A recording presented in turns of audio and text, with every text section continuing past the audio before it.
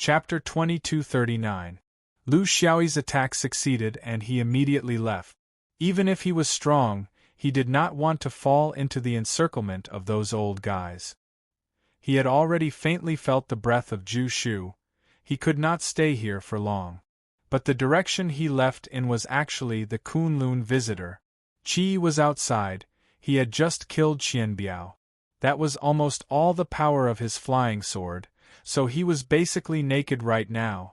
He still needed a breath's time before the flying sword could turn back, but he could not wait. In such a battle, delaying for a moment was a crime, not to mention a breath's time. Chong Lu's full-strength sword, the Kunlun visitor's face was solemn. He did not run. Running away from a flying sword was a joke. Of course, he would not make such a naive mistake. Moreover, he did not think that he, a night watchman of the first of the 36 days, would be helpless under a fair and square attack. He could become the first night watchman, of course. He was a fierce dog recognized by the immortal court. A dog would die for its bosom friend. The momentum was there, the courage was there, and he still had his own Tao state operating. Yin and yang, from the middle came the nothingness, from the side came the space, the auspicious clouds rolled, waiting for the sword's momentum to fall, then he would violently counterattack. He did not want to immediately kill this person, but at least he wanted to keep him here. 3 daring swordsmen. How could he tolerate such a brazen attack in such a disadvantageous situation? But the next change completely subverted his understanding. Demon Lord's flying sword drew a gorgeous curve in the sky. Using the simplest way to change direction and accelerate, the sword momentum that had been stretched to the extreme was once again pushed up. But such a mysterious sword trace inevitably missed the Kunlun visitor, who was still in the attack trajectory, and instead flew towards Drunken Taoist. This was not a mistake. This was premeditated for a long time. The old swordsman's target was not him, but Drunken Taoist. The reason was also very simple. He, the Kunlun visitor, rarely showed himself in front of others. However, as one of the top few masters of the exterior, Zueyang was an influential figure who was well known by everyone. Someone like the demonic sword venerable would definitely have the opportunity to secretly investigate him. With just one strike, he did not even need to determine the past or the future. The old ruffian's real target was to kill Drunken Taoist. He had a judgment, but he couldn't do anything about it. This was because a Tao disappearing celestial phenomenon had suddenly risen. At the same time, a streak of light had instantly closed in. The person inside the streak of light had a sharp gaze.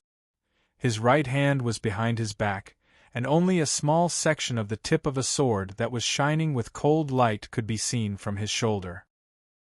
The little ruffian wanted to launch a sneak attack. His Tao realm arrangement was to deal with that powerful sword light, but it couldn't effectively deal with a Taoist master who was extremely sensitive to the Tao realm. He was confident that he could kill the old ruffian while he was killing Drunken Sun, but, "I would rather die than you." He was someone who could even split an immortal artifact and slay a goatfish under his sword. No matter how careful he was, he couldn't be too careful. His Tao realm conversion was very powerful, but in a head-on clash, it might not be comparable to an immortal artifact, so the Kunlun guests had no choice but to retreat. They exchanged space for time and rearranged their own Tao realm attacks and defenses. To him, this was something he had to do, but to Drunken Yang, it meant that he had lost his most powerful ally. Drunken Yang suddenly realized that he had turned from a hunter to a prey. The reason why he didn't make a move before was because the Kunlun guests wanted to control the overall situation, but he was worried. No one knew the strength of the interior heavenly demon sword venerable better than him. This was because his master had been killed by this vicious person for no reason during a void journey. In these tens of thousands of years, he had never even had the courage to seek revenge. He was afraid that if he made a move, he would become the target of the old devil sword venerable. In the end, both master and disciple would be killed. However, in this world, what one feared would always happen. There was no way to avoid it, unless he didn't come. He had lost his state of mind and could only sigh helplessly. This kind of situation shouldn't happen to a peak exterior expert like him, but the problem was that it depended on who he was facing. The set of things that he had passed down from his master had completely lost his confidence in front of this person because his master had been killed. As a conservative, he lacked the courage to change. A fight between masters was enough to be fatal. When another Tao disappearing celestial phenomenon rose, the Kunlun guests were closely watching the little ruffian who was passing by not far from him. "Excuse me, it won't be good if I step on your foot." The little ruffian didn't make any unnecessary movements, as if he was really just passing by and didn't want to do anything. When he passed by, the Kunlun swordsman gloomily discovered that there was nothing in the hands behind this person's back. There was only a broken sword tip on his shoulder. He instantly understood that the sword cultivator's natal sword had not returned after killing the goat. This wasn't hard to understand. To break a fairy weapon, it wasn't something that could be done by sword aura. It required a strong natal sword. This was the reason why the swordsman didn't use his flying sword and instead passed by in close proximity. It was equivalent to giving his life to the Kunlun guests, but he didn't have the courage to accept it. When Zhu Mingzi arrived at the scene, it was such a mess. The remaining Taoists didn't even have the courage to fight. However, he didn't say anything. In the current situation, they could do anything but complain. Once they complained, their state of mind would disperse. Everyone was in such a closed environment. If their state of mind was dispersed, it would be a big mess sooner or later. Very good, we've achieved our goal. We've successfully separated them. As usual, the Buddhist friends have already chased after Lu Xiaoyi. Winged friends and ancestral sorcerer of earth are following Chong Lu. I'll be there soon. Your mission is still that white tiger. I still think you can do it. The only thing I want to remind you is that the other party is risking their lives. However, we seem to be treating this hunt as a game. If you still have this mentality, the result won't be good. That's all I have to say. Good luck. Zhu Mingzi left after saying this. To be honest, he wasn't at ease with Hidden Wing and Ancestral Sorcerer. The demon sword Venerable was really demonic. They needed to be careful and he needed to dispatch them. The Kunlun visitor pouted. He wanted to say something, but in the end, he didn't say anything. It was because time was tight, and his mistake in dispatching had made him lose face. Who would listen to the words of a disgraced loser? There were 4 Taoists left. The Kunlun guests, Taoist Huahai, Sinbai, and Old Woman Feng. The 4 of them were a little unnatural. The swordsman's wave of attack, starting from the center of gravity to the right wing, did not take more than 3 breaths. The battle process was also very clear. There were no special techniques or changes in the Tao realm. It was purely the life and death struggle that the swordsman was best at. However, it was this simple that made them suffer. The white tiger held back Huahai and the other 2. Unfortunately, the 3 of them didn't gain anything in 3 breaths. Other than a few hits on the white tiger's thick skin, there was no substantial damage. There were many reasons that couldn't be explained in detail. The Kunlun guests were the focus of the attack. The result was like this. It was hard to explain. Chapter 2240. There's something wrong with Shilua's judgment. Taoist Huahai's words were also what everyone felt, because they were the ones who had experienced this short contact battle. Seeing was believing. Everything would be clear when they really came into contact with it. Sinbai nodded. Among the 3 swordsmen, White Tiger should be the weakest. It's hard to say who's stronger between Chong Lu and Lu Xiaoyi, but our previous judgment seriously underestimated Lu Xiaoyi. His ability should be at least on par with Chong Lu. The 4 continued to track White Tiger. The distance was not far and the space was not too big. Their main goal was to prevent it from meeting up with the other 2 swordsmen. The rest could be dealt with slowly. Although they had a new judgment of the strength of the three swordsmen, they had no intention of changing anything.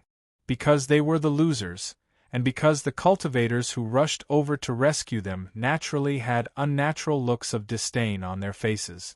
It was always uncomfortable to be looked down upon, unless you stood up again and killed White Tiger to prove it. Since White Tiger was the weakest among the three, why should they change it? Of course, they should pick the soft persimmon. There was no reason to pick the hard persimmon. As for the biggest possible change, that Lu Xiaoyi, it was just right to leave it to the monk. Although everyone was now on the same front, they still had to talk about their close and distant relationship. Taoism had already lost face. There was no reason for Buddhism to be fine. This was the way Taoism and Buddhism got along for millions of years. It existed in every incident and could never be eradicated. Su Ren was in the distance. Her hands and feet were cold as she watched. In 3 breaths of time, 3 against 19, and it ended with 2 deaths.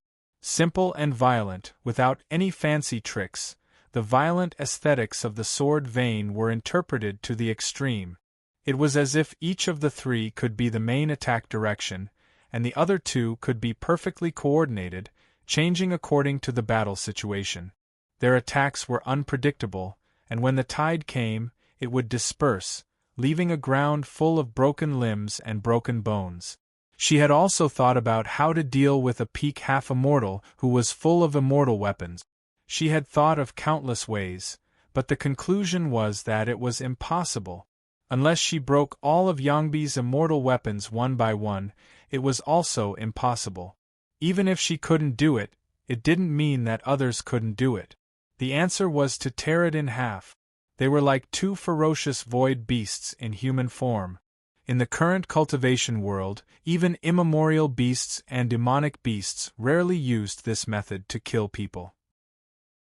This was because they were also learning from humans, becoming more elegant and civilized. Who would have thought that the method that the demonic beasts had given up would be picked up by humans instead? Moreover, he did it with exceptional proficiency and fluidity, as if he was just tearing up a piece of mutton with his bare hands. Shock after shock. After tearing the lamb with his bare hands, he forcefully slashed the immortal artifact. Then came the destruction of Drunken Sunday. She was dazzled and overwhelmed. Drunken Yang, the leader of the 5 decay of heaven of the exterior realm.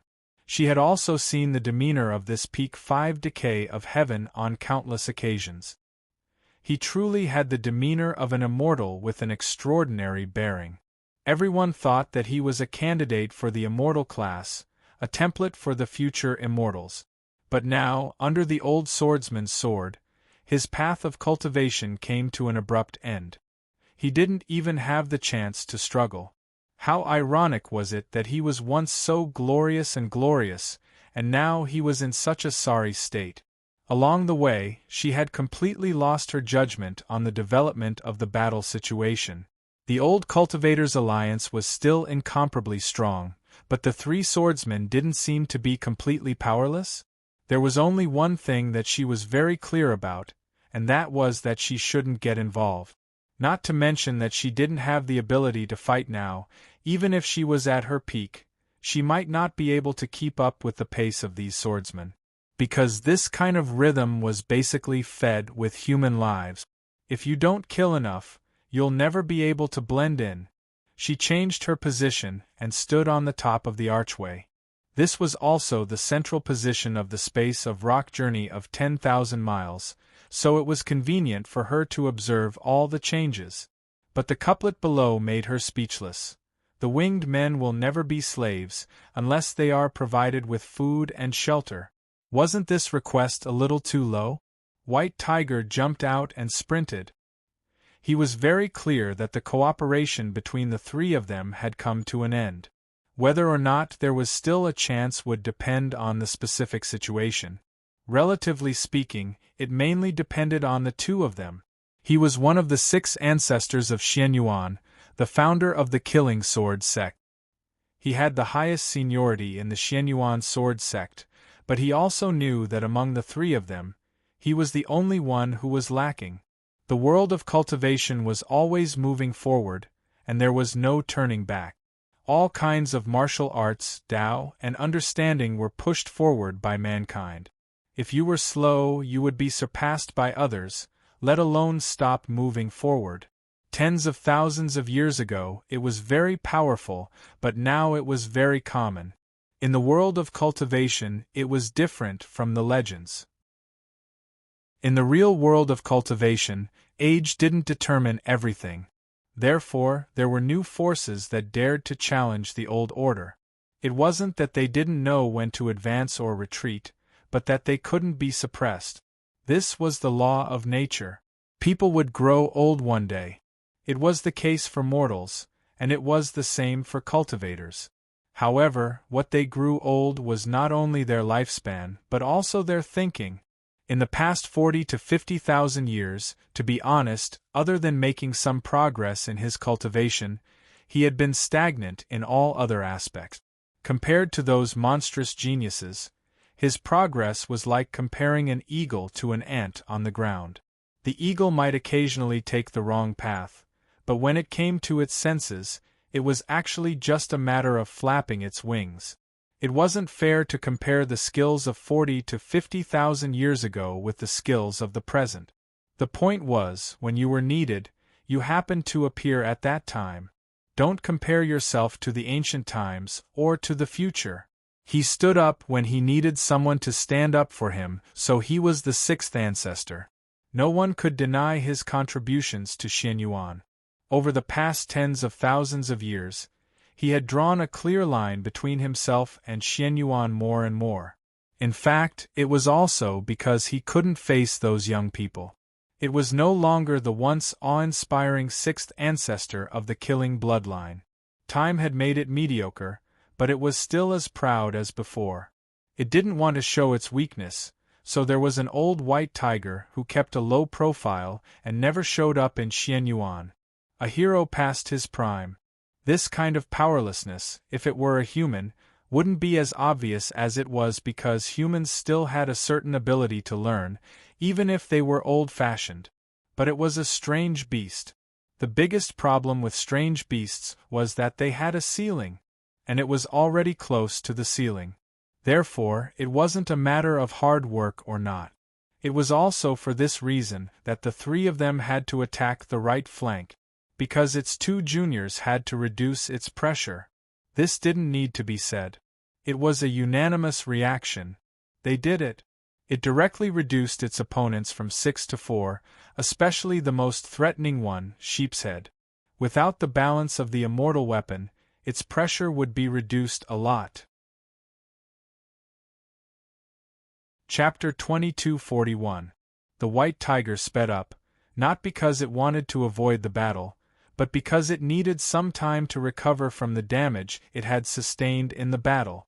Demonic beasts had strong vitality, especially mutated beasts. They did not have the ability to reproduce, so they were compensated in other ways. However, no matter how strong its body was, it had its limit. It had to adjust its body to its best condition in order to face the upcoming battle. It had a feeling that this would be a long and arduous battle. It was impossible to kill the two of them as quickly as it did in the beginning. These people were all real masters, the kind that did not show themselves in the world. They were not ordinary people.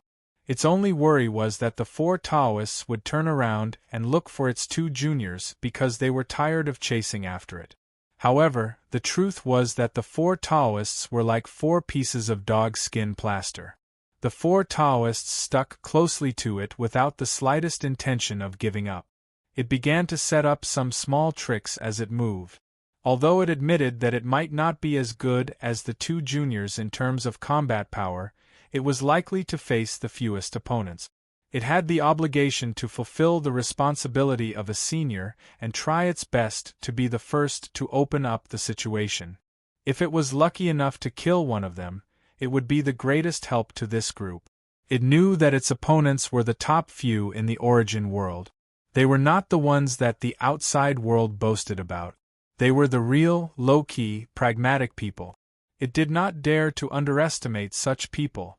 In terms of flying swords, even if it was the founder of Xuanyuan's killing sword sect, it was not as good as the two juniors.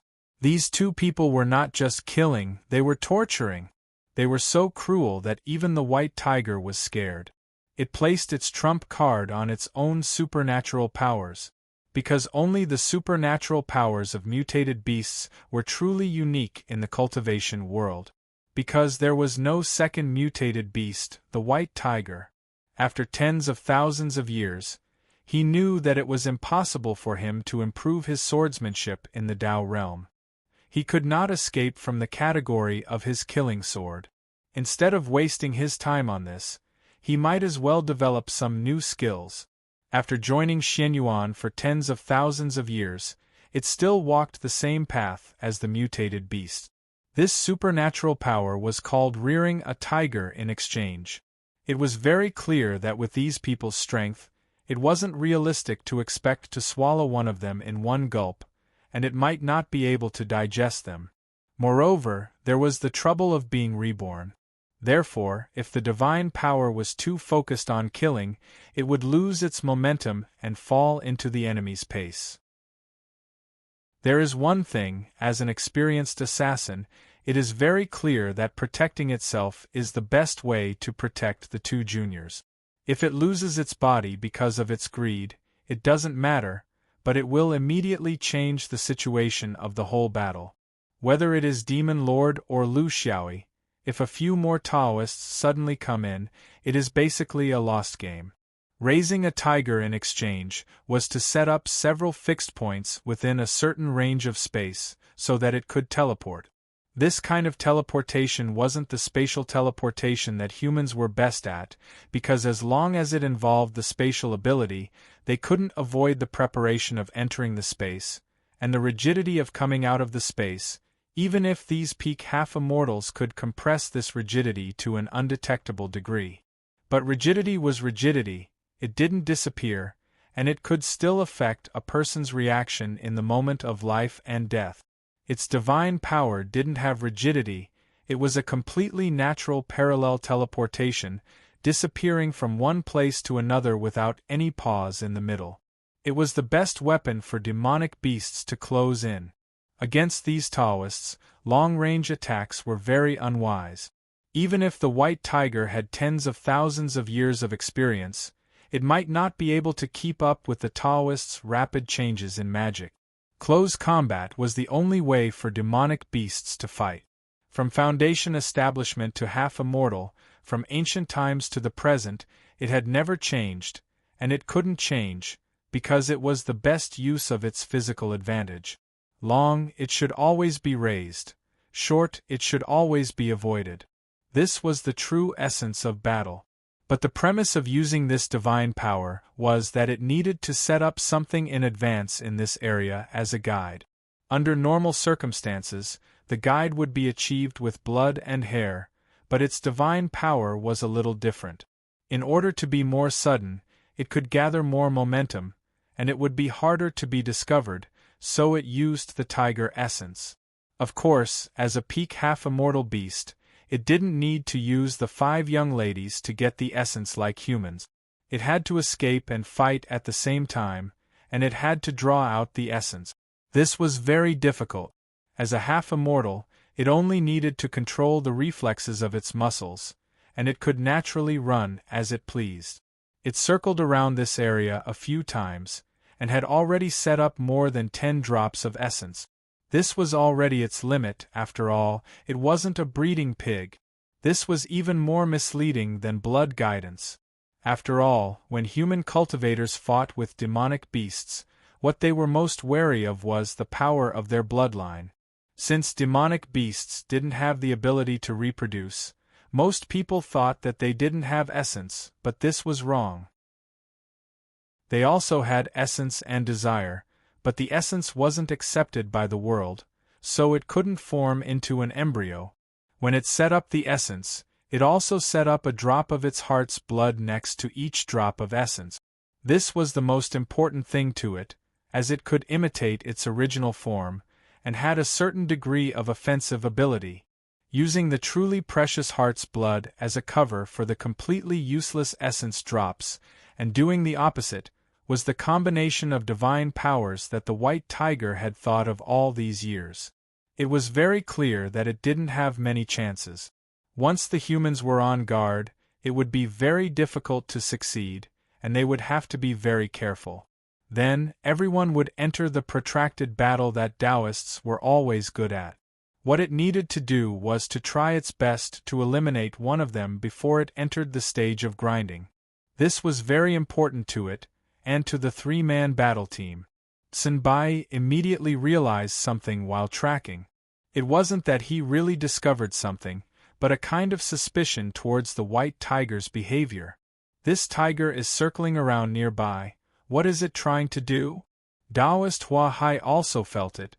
Of course it's trying to do something. This place is the closest to the battlefield of the demon sword Venerable. If it's any further, it will be difficult for it to borrow the strength of the two people's cooperation. So I guess it's preparing to join hands with the demon sword Venerable again. He guessed right.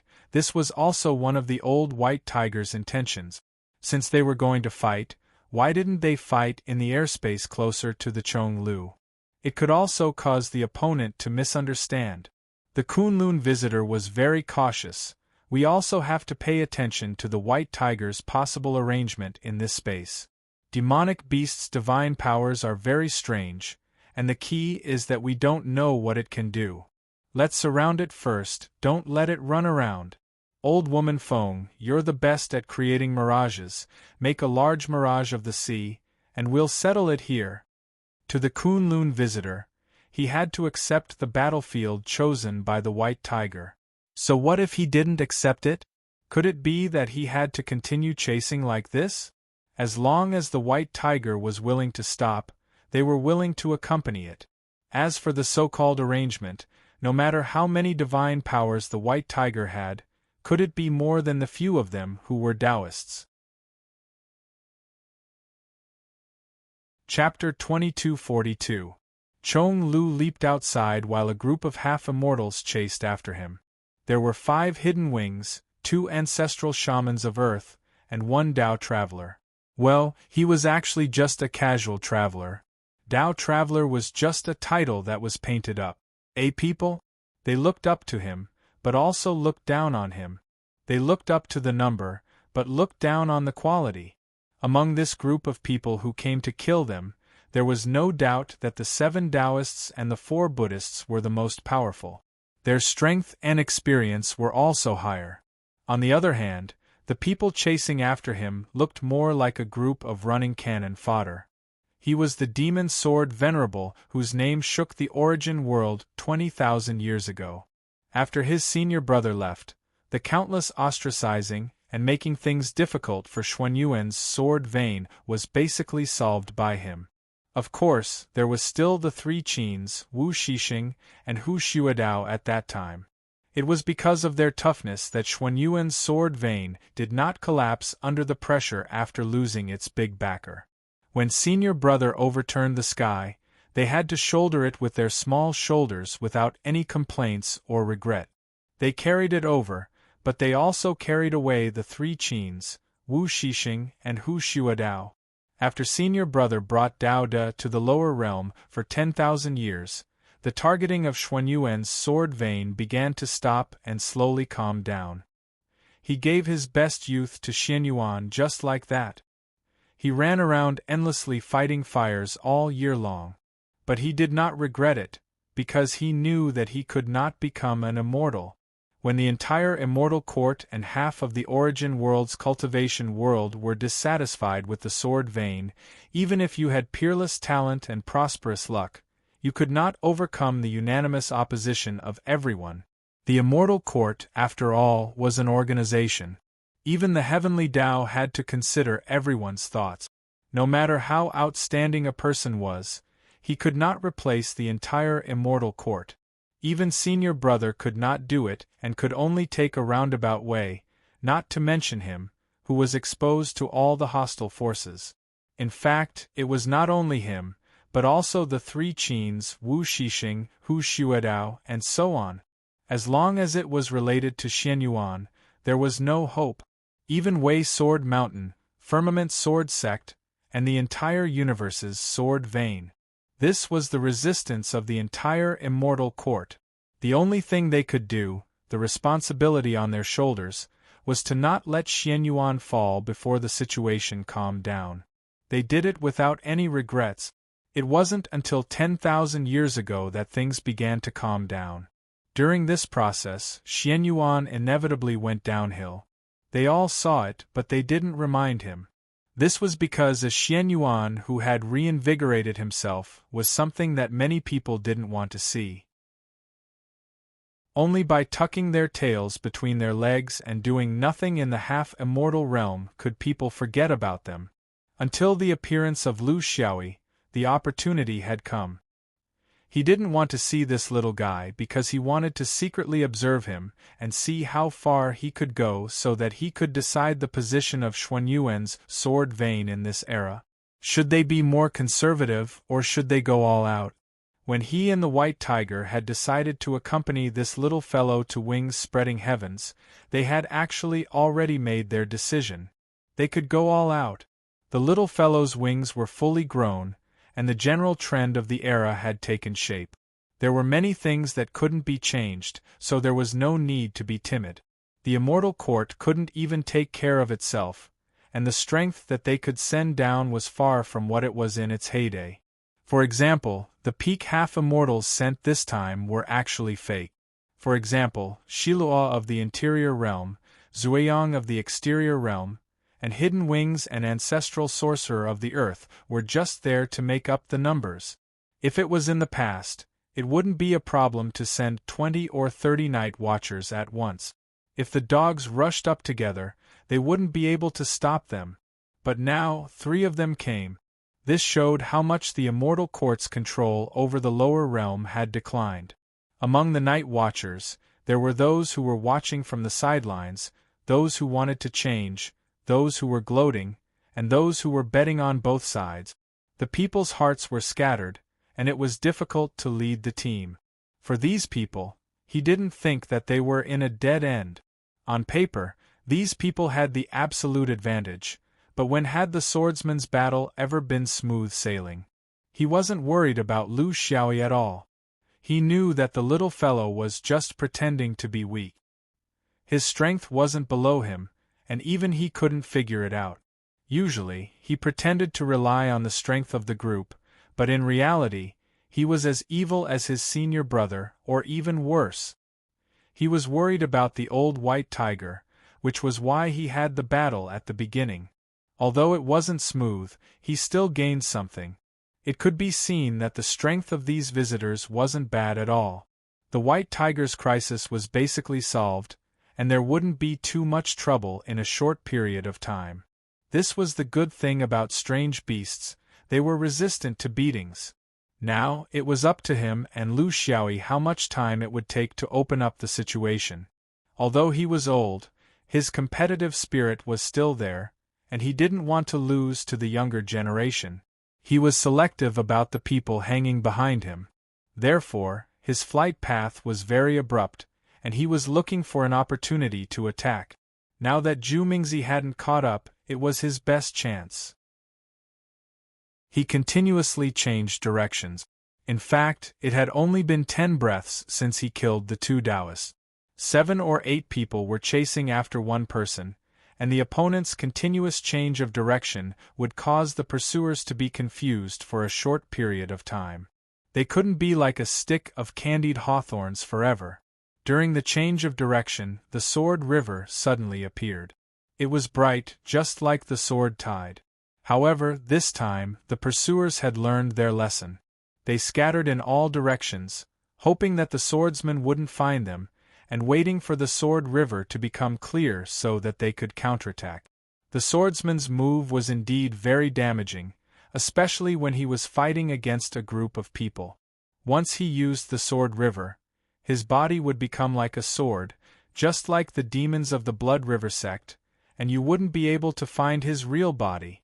Of course, in terms of concealment, the Sword River's strength was in offense, and it couldn't be compared to the murky and traceless Blood River.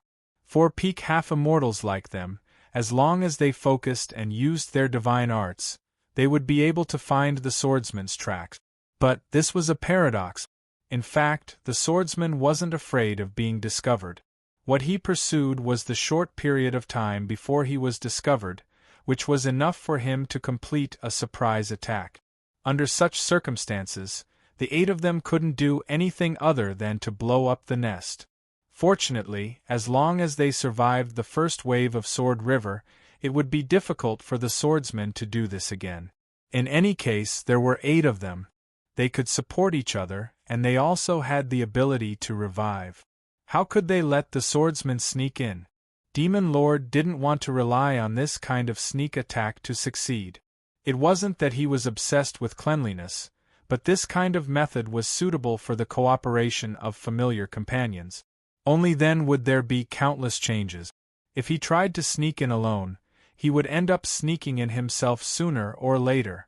In the current battle, under the situation where everyone knew each other, they could only compete with brute strength, and minimize the pressure by moving around. And this time, he used the Sword River to hide himself. He just wanted to see the fighting spirit of each of them. Courage? Decisiveness? Confidence? After living for 20,000 years, he knew very well that the decisive factor of life and death in a battle of life and death was not strength, but something invisible, the kind of heart that disregarded life and death. Chapter 2243. With this test, he could tell the difference between the real and the fake. Some ran away like startled rabbits, some formed groups, some went on full defense, and of course, there were also those who stood still and faced the attack calmly. With this test, he knew which direction he should go in for the next battle.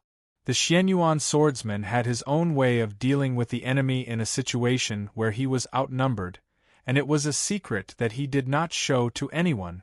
It was the experience of countless seniors, and it was a true ability that had been tested in real life. The core principle was that one could not close one's eyes and use brute force, one had to go with the flow. This kind of unplanned and aimless charge was very difficult to be effective, and one would often be led by the nose, and the initiative would be in the other party's hands instead of his. The best way to break through was to look for the opponent's weakest link. This weakness did not refer to the opponent's strength, but the mentality of the battle. With the target set, the Sword River immediately changed direction, and with a flash of light, the Tao realm of slaughter slashed towards the prettiest of the hidden wings, the undead snowy feather. Once he revealed himself, the opponent's attack followed like a shadow, coming one after another. The 2 ancestral shamans of Earth, one wielded the demonic god Dingjia, while the other wielded the snake-like whip. They also had Tao realms. The former was the Tao of God's sacrifice, which originated from Saint Virtue. The latter was the Tao of Earth, which originated from creation. They were both variants of the innate Tao, and this was also the characteristic of Earth. They always focused on adapting to their environment and Tao, and kept a respectful distance from the innate Tao. It was also because of this that they were seen by the conservative forces as their own people. The Tao traveler used his bow to attack from afar. The bow's origin was very extraordinary, and it vaguely had the power of an immortal equipment. Who knew where a rogue cultivator like him got such an item? The 3 of them did not save Snowy Feather, because there was no need for it. The safety of this female winged person would be taken care of by her 4 clansmen, so why should they be anxious? Moreover, attacking the swordsman was actually a disguised form of saving her, so it was reasonable. The swordsman's final target was the winged person, and this was expected. The winged person's body was stronger than humans, but they did not have the ability to rebirth, and were actually the easiest to kill, and there was no need to determine the past or the future. No matter who was chosen to fight this group battle, they would definitely start with the winged ones.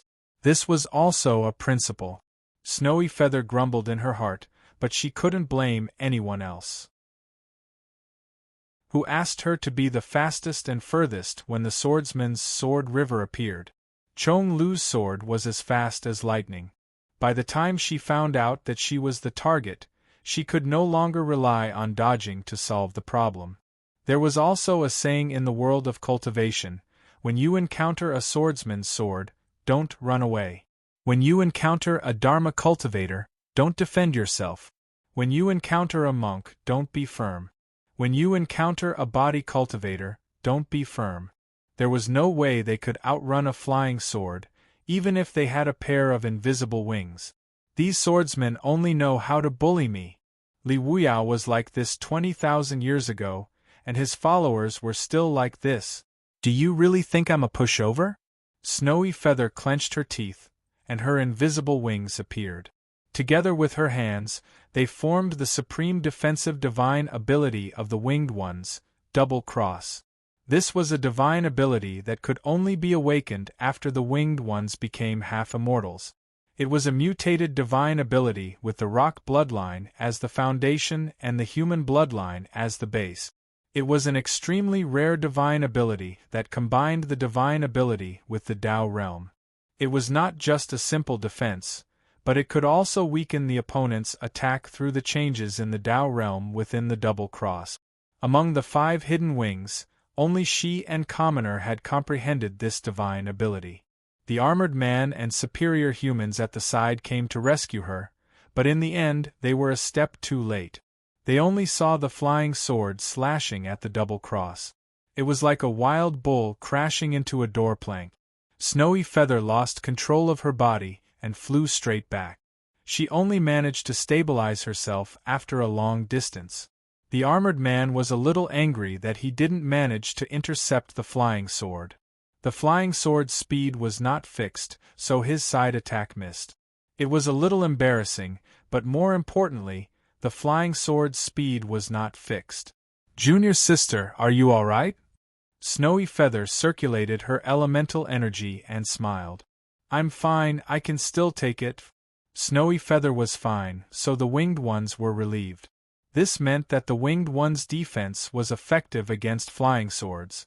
The armored man said angrily, Senior brother, that swordsman didn't attack anyone else but Junior sister. This is on purpose. It's to anger us. Senior brother, you see. Superior Humans was speechless. Since you know that he's angering you, why are you still so agitated? We're not the ones on the receiving end. Since Junior sister is the one who received the attack, we'll listen to Junior sister. Snowy Feather raised her eyebrows. We'll do what we should do. There's no need to change our response because of this. Senior brother is right. The more the opponent angers us, the more we can't let him succeed. Don't be impatient, don't be distracted in the face of battle. The swordsman gradually retreated under the attacks of the 8 people. His sword river was vast and mighty, revolving around his body. He moved without direction, making it difficult for the attacks of the others to land on him. The battle had just begun, and everyone was still testing the waters. They didn't go all out. Of course, they weren't forced to that extent. The scene of the demon swordsman killing drunken Sun Daoist was too shocking, causing everyone to be overcautious. If no one was willing to take the risk and force themselves into the trap, it would be difficult to change the situation. This was a very normal mentality in a group fight. When the opponent was strong and had the ability to kill in one strike, no one would be willing to be the bait. Risking their own lives for the sake of others? They were all waiting for others to take the risk.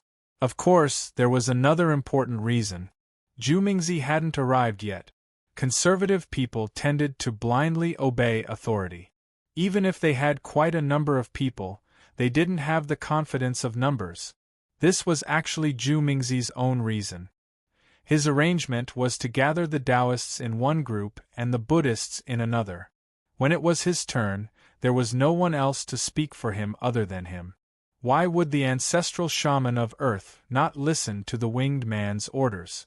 He wasn't even human, yet he dared to order them around? Even though they came from the Earth, they were still authentic humans. They didn't have an extra pair of chicken wings. The winged man couldn't be bothered with the ancestral shaman of Earth.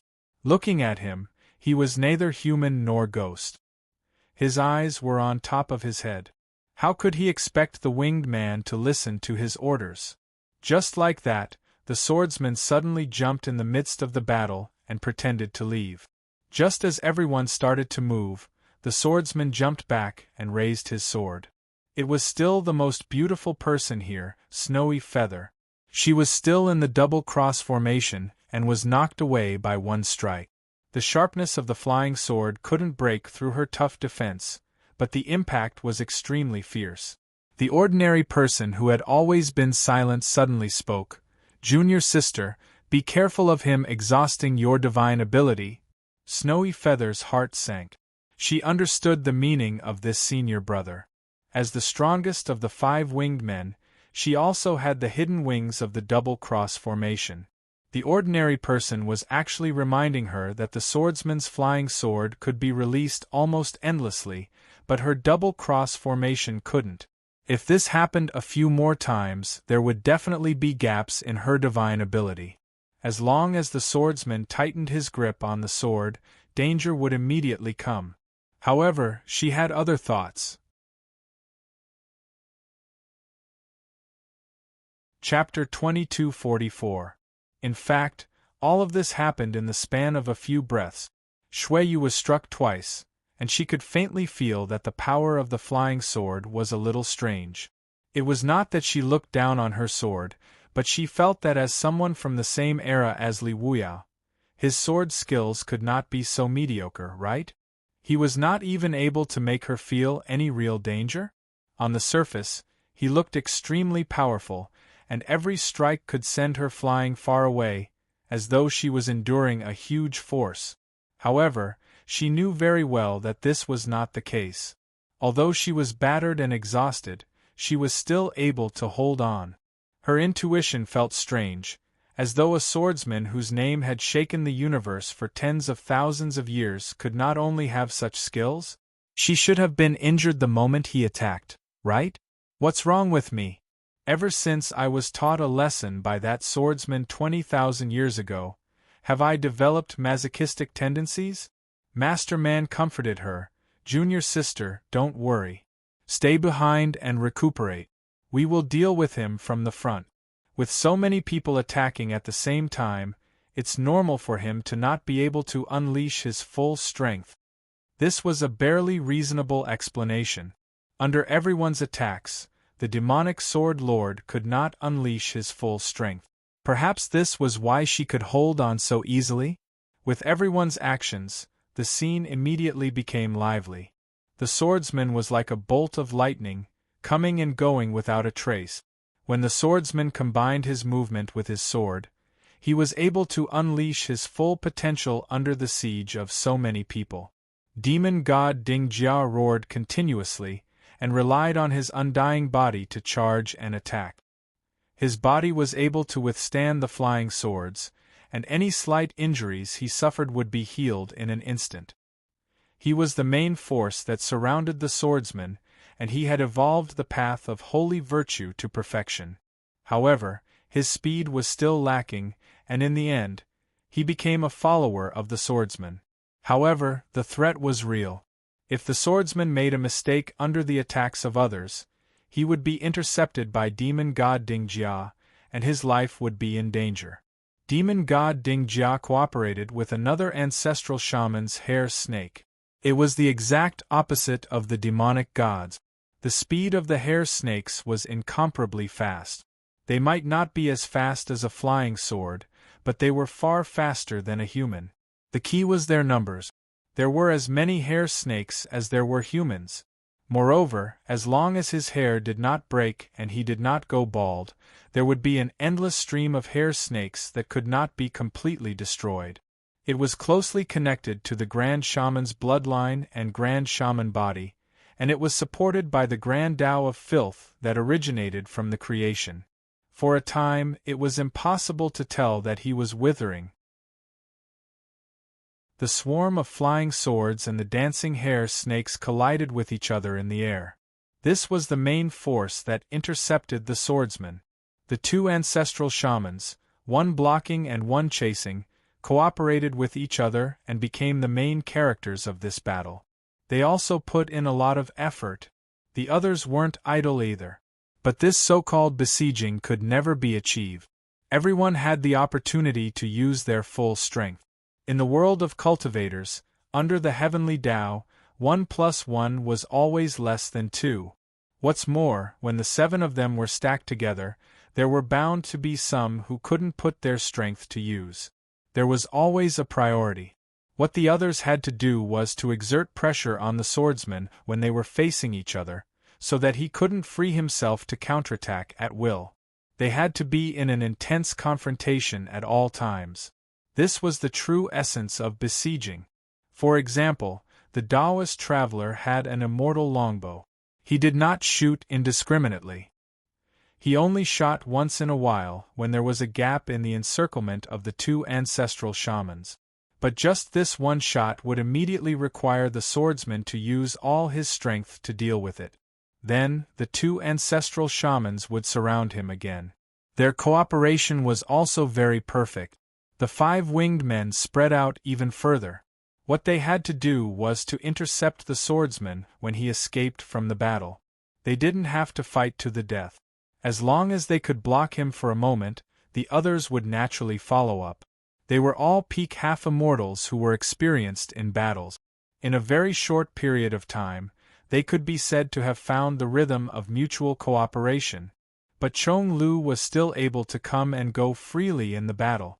The swordsman's maneuverability was displayed to the extreme in his hands. He might not be as fast as the hare serpent, and of course, he wasn't as fast as the bow. However, he was faster than all the opponents present. His completely unpredictable movements caused many attacks to be ineffective. Furthermore, when his sword or a river gathered and dispersed, he was still able to achieve a balance between offense and defense. His body continuously turned, spiraling downwards, and then upwards. Millions of sword beams were under his control. A portion of them acted as the destruction realm to slash at the hare serpent, while another portion acted as the yin-yang realm to slash at the Dingjia demon god's body to stop his tail attack. Another portion acted as the primordial chaos realm to combine into one sword to slash the arrow into nothingness. Finally, he was able to save millions of sword beams and combine them into one sword, forcing the ancestral shaman who was controlling the hare serpent to have no choice but to defend himself. The gap left by the ancestral shaman was immediately filled by the armored men and the ordinary people. The heavy pressure did not stop for even a moment. In the short span of a dozen breaths, this kind of rhythm never stopped. With the strength of one person, he was able to resist the besiegement of everyone and still be able to attack and defend at the same time. Not a single one of the 8 people present was able to avoid being killed by his flying sword. The graceful bearing of this senior sword cultivator was truly astonishing. However, they were not afraid. Instead, they felt at ease. No one could persist in such a rhythm. Humans were not objects. They would always make mistakes, but they would not. Even if they made mistakes occasionally, their companions beside them would make up for it. The more time passed, the more dangerous the swordsman was. Shuiyu was slashed 3 more times. Just like the previous 2 times, the thunder was loud but the rain was small. When the flying sword slashed down, it was like a thunderbolt that could send her flying far away. However, the actual damage was barely satisfactory. She did not know if the flying sword would cause any difference to others, but for her alone it was insignificant. The ordinary people could see more clearly. They reminded her again, "Junior sister, so far you have been slashed 5 times. The others have been slashed twice at most. There is a problem here."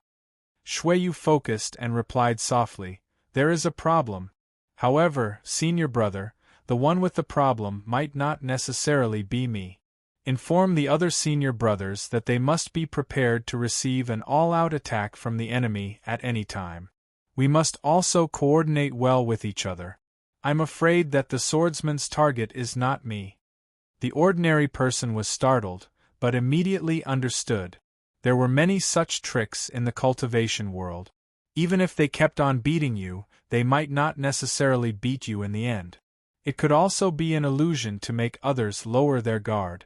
In theory, slashing the winged ones was the most reasonable because there was no need to slash the past or the future. With the swordsman's ability, if he were to risk his life to slay one of the winged ones, they might not be able to withstand it. The 5 hidden wings were stuck in the middle of this battle. They were in a dilemma. Up until now, they had not given it their all. With their physical abilities, if they were to disregard their lives and engage the enemy, 2 of them would definitely change the situation on the battlefield. However, was it worth it? It was not bad for them to not put in any effort.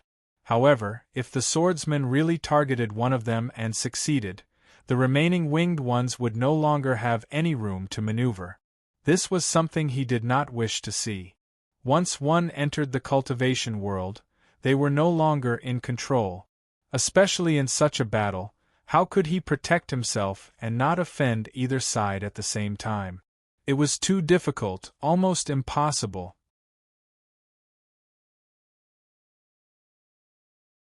Chapter 2245. Lu Xiaoyi didn't run far before he stopped. He knew very well that the breakthrough should start with him. Because he was the main character, he couldn't put the burden on the seniors. White Tiger was too old, and Chong Lu seemed to have a problem too. This was intuition, there was no specific basis, but these 2 Xianyuan old guys were the treasures of the sect. He couldn't tolerate anything wrong with these 2 treasures of the sect. White Tiger's problem was a strange beast's problem. He couldn't solve it. Chong Lu's problem was the problem of his lifespan. He was worried that this senior brother had used some special method to increase his lifespan. An ordinary battle might not affect this demon sword venerable, but if his potential was overexerted, there were only 4 people surrounding him, 4 monks. He didn't think that he should seek stability, but speed. Being forcibly separated by this group of old cultivators, in fact, he had his own wishes. If he didn't want to be separated, then he must not be separated. If he, Lu Xiaoyi, didn't want to leave, even the heavens couldn't drive him away. But he had to consider the feelings of the 2 old guys. With his fighting style, once he went crazy, he wouldn't care about anything else. The 2 old guys would definitely wipe his butt from behind. Therefore, gathering together to fight would definitely be faster, but it would be more dangerous for White Tiger. Even if it had the body of a strange beast, in front of such an opponent, how long could it last? He chose to pull himself out to deal with this group alone, using his own method, and then help the old guys. When the old, middle-aged, and young of a sect gathered together, the advantage was that they took care of each other meticulously. The awkward thing was that the young people always had the thoughts of the young people. When the old guys had to follow the rhythm of the young people and break away from the rhythm they had relied on for tens of thousands of years, danger would quietly come. Looking at the 4 Buddhist auras rapidly approaching from behind, a cruel smile appeared on his face. Then, this time, he would go all out. Making the monks sacrifice the flag again, they were really born to be enemies.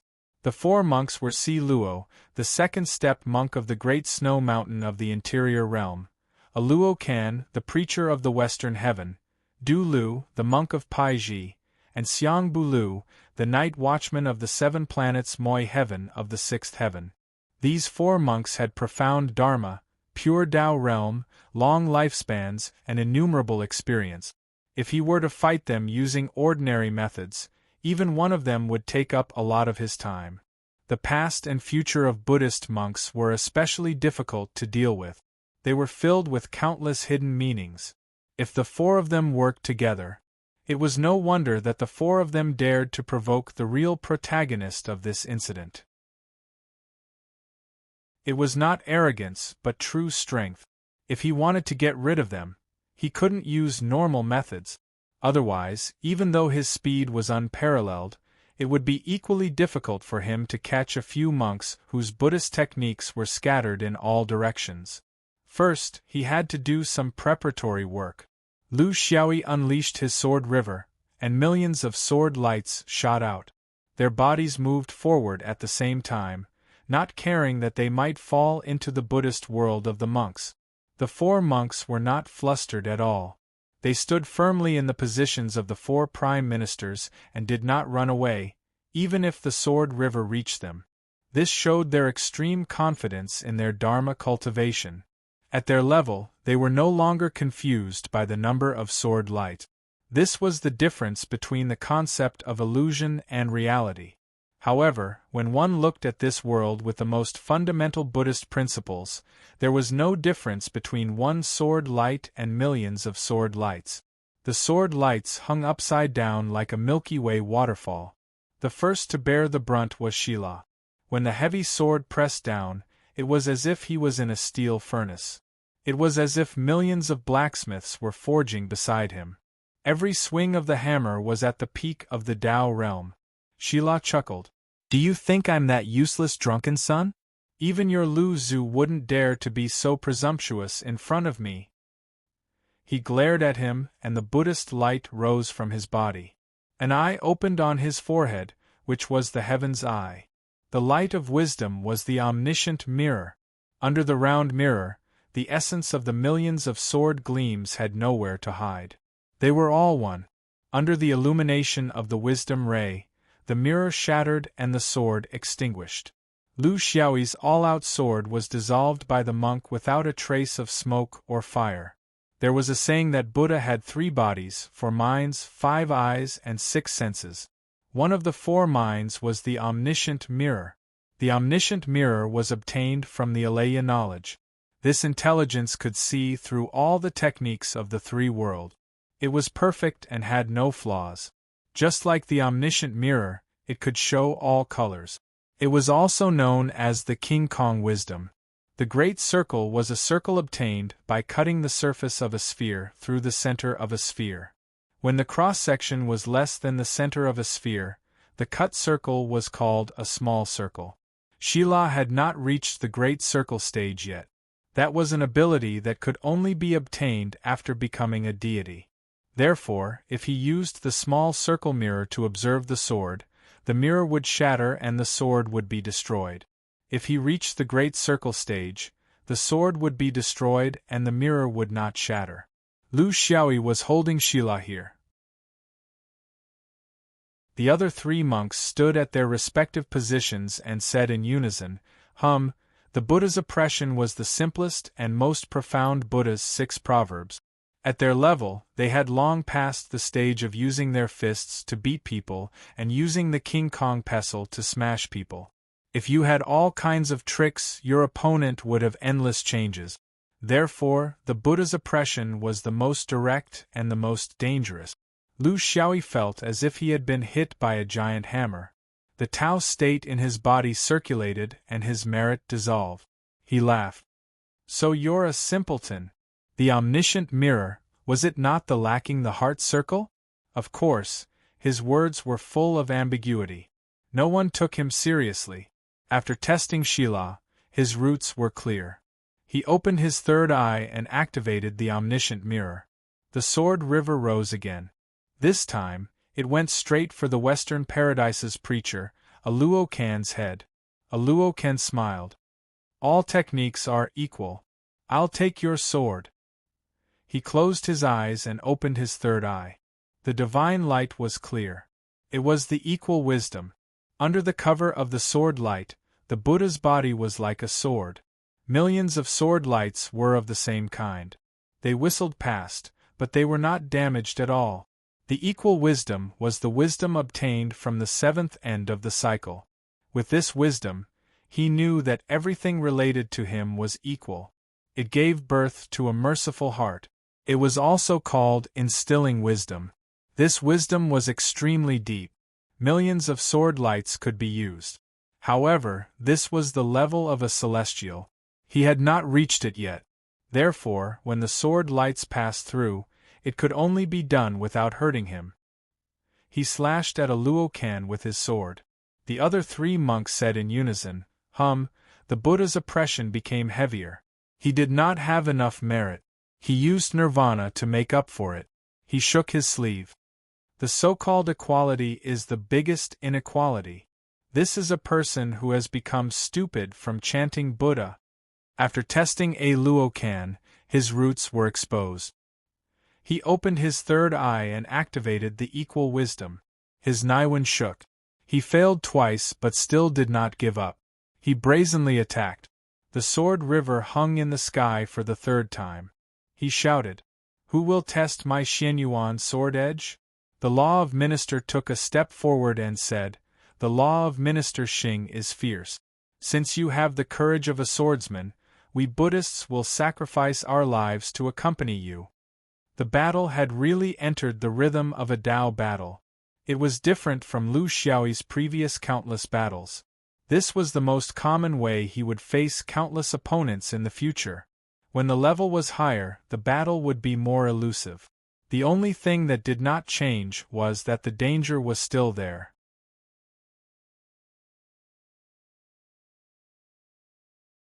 Chapter 2246. The sword river fell without hesitation, as if the previous 2 failures had nothing to do with him. That was his confidence. He had never been disappointed in his flying sword. Even if the sword river was easily broken by the opponent's Buddhist state, he knew he should have persevered. The sword river was murderous, 5 elements, yin and yang, space, it had many Tao states, but it did not have Buddhism's Tao state. He knew very well that if he had Buddhism's Tao state from the start, these monks would not have broken his flying sword. Of course, he would not have been able to kill the monks immediately. He did not intend for the probing to turn into a bitter battle. Hence, it was still Taoism's Tao state. Rushing down, the sword river was divided into 10 different sword states. They did not disturb each other, but were closely connected. Such control made the monks secretly shocked. The Lu of minister stood upright and chanted, "Amitabha Buddha, come at me!" He put his palms together, a golden lotus under his feet, and opened an eye on his forehead. That was the Dharma eye. The Dharma of minister, that was the wonderful observation wisdom.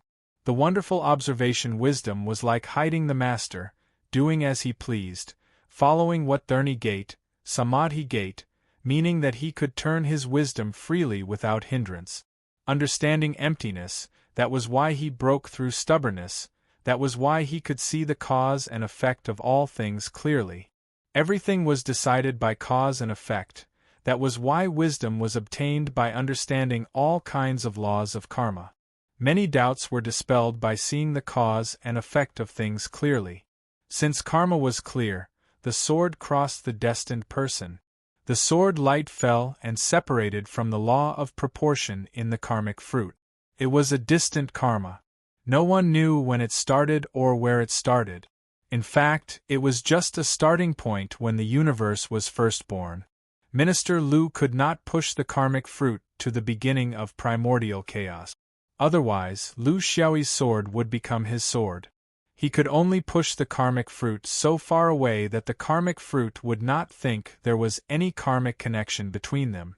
The flying sword flew past, like a passerby, without cause, fate, and effect.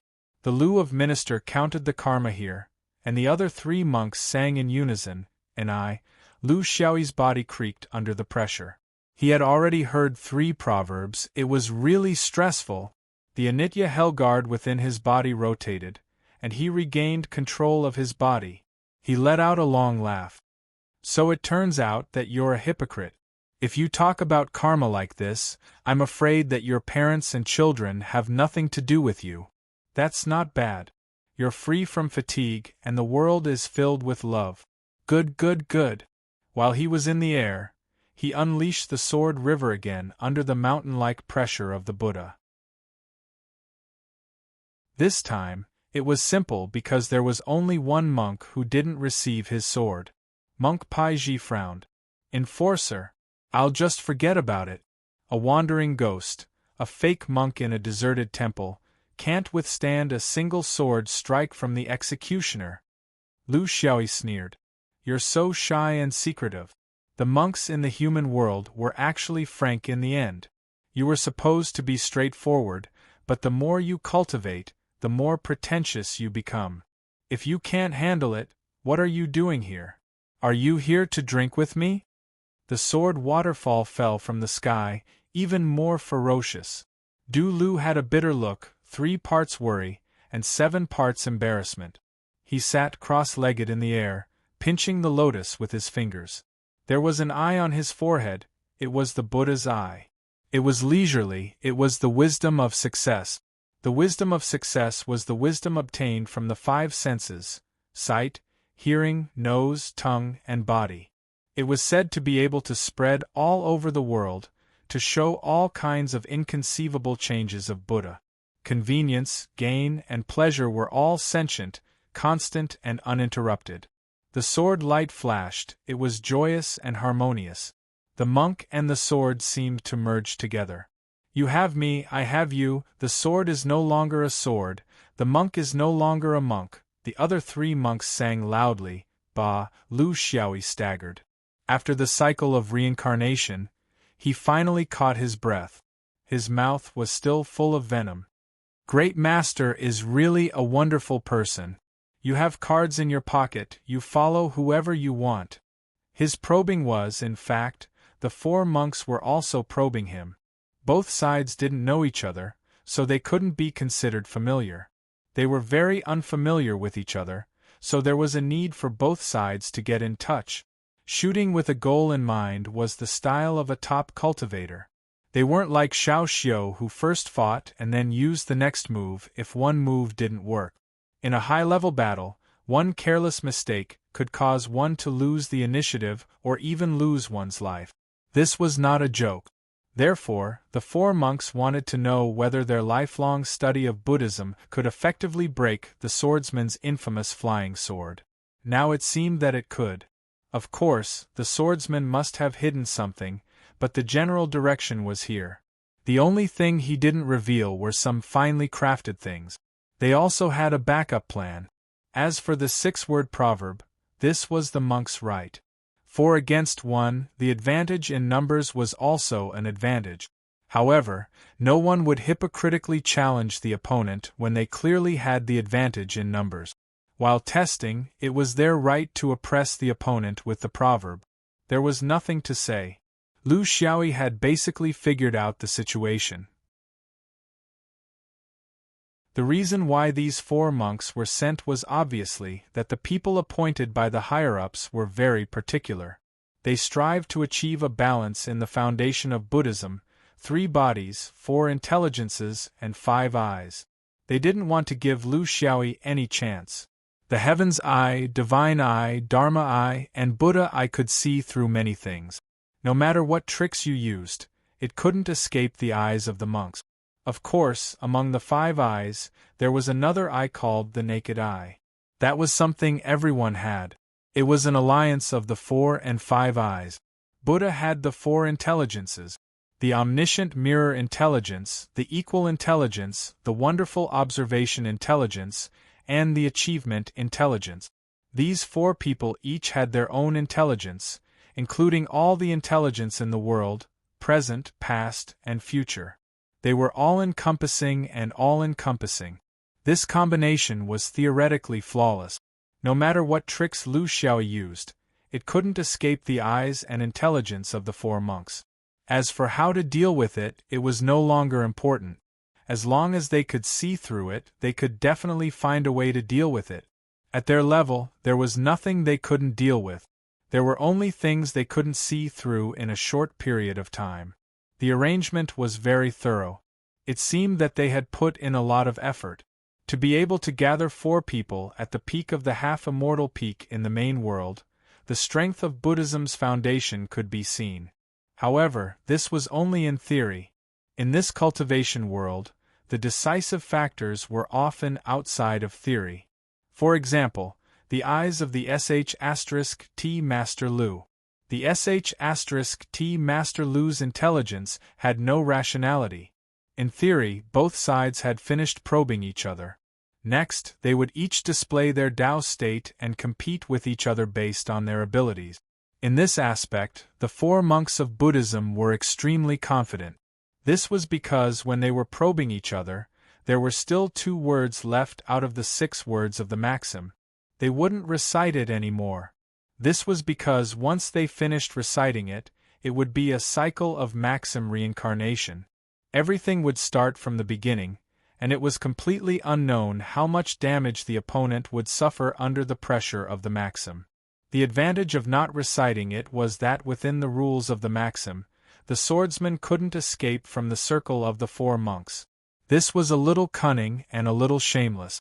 Playing dirty while probing each other openly should not be a Buddhist's way of doing things. However, cultivation sects were just this strange. When one's level was low, one's character would often be abandoned when one's level was high. What was dirty in the eyes of ordinary people would become wisdom when one reached the top of the mortal world. This was cultivation.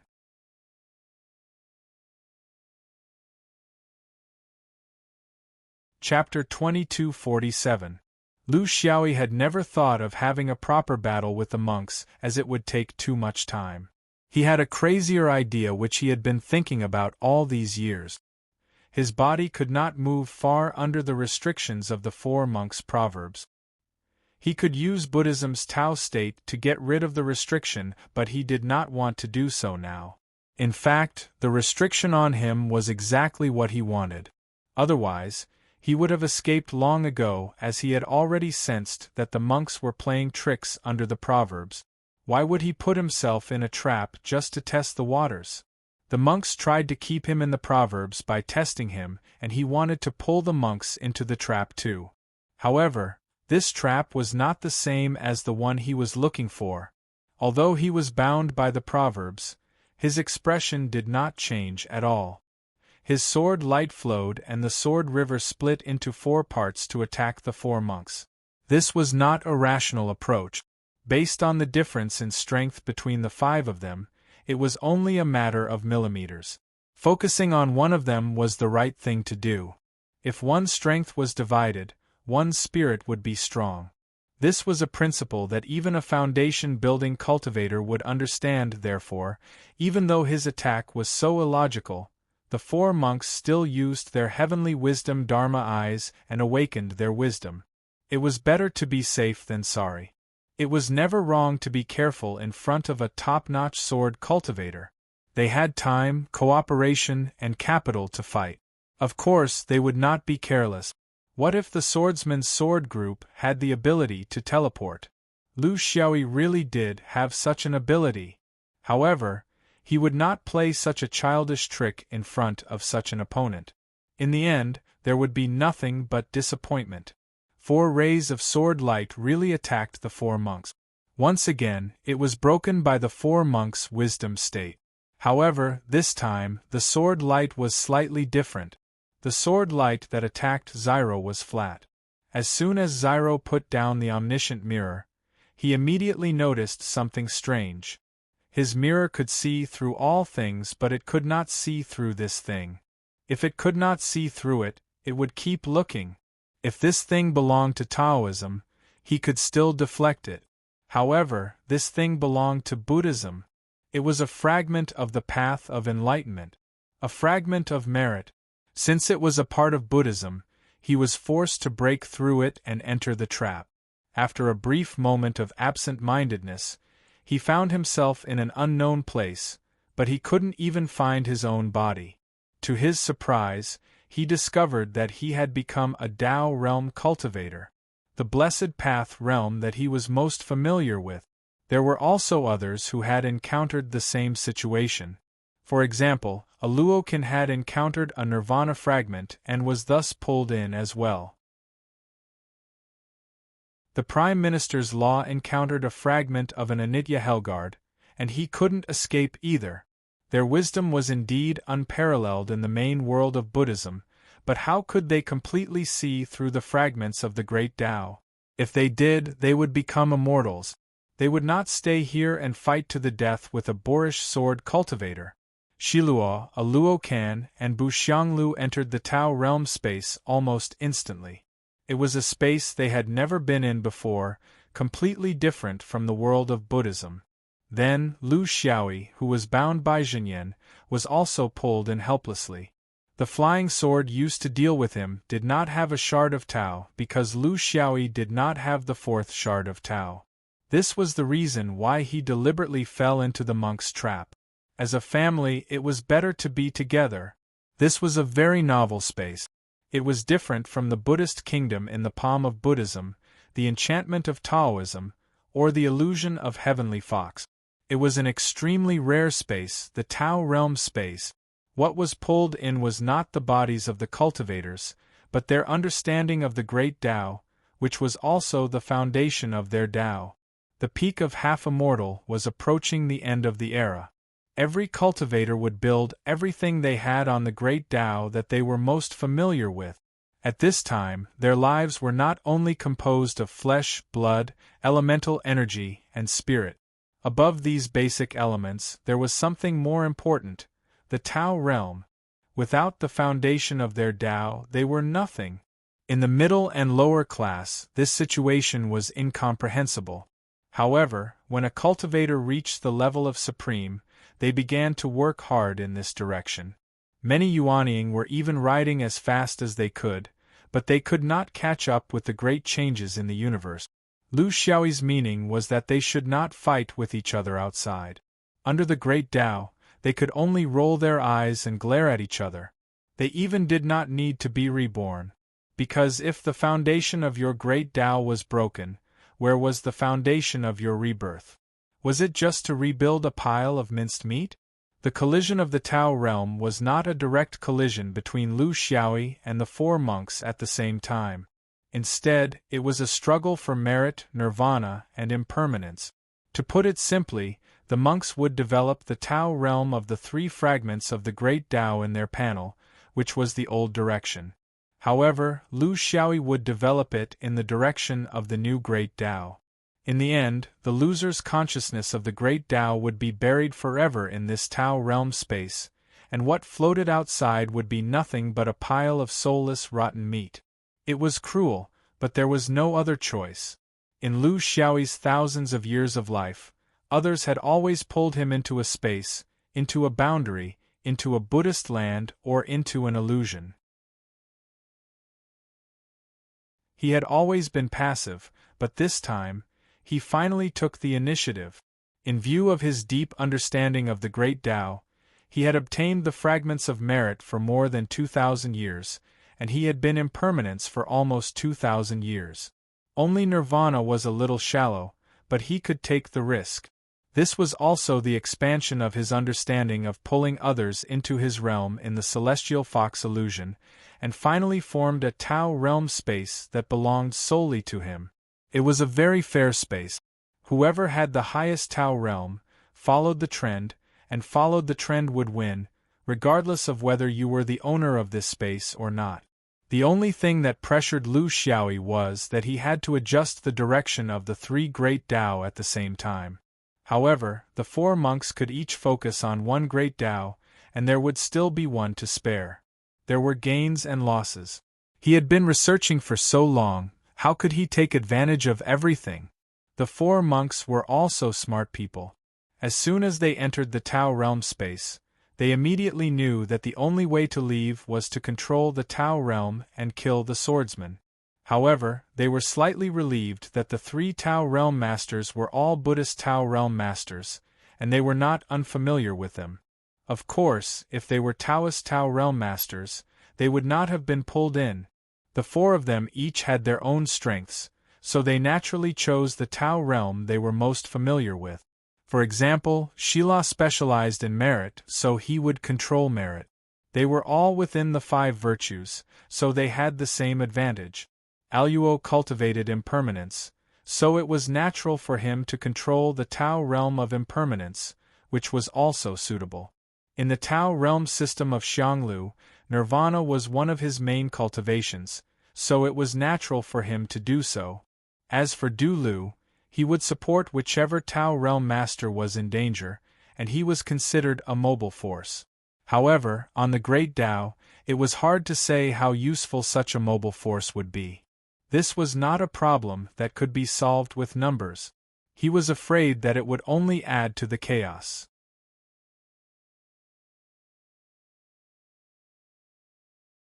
Chapter 2248. White Tiger had successfully lured these Taoists into the airspace it had set up. Afraid that a long delay might lead to trouble, it immediately began its hunt. First, it started with the flying sword. The White Tiger, also known as Wei Ji in the human world, was the founder of the killing sword lineage.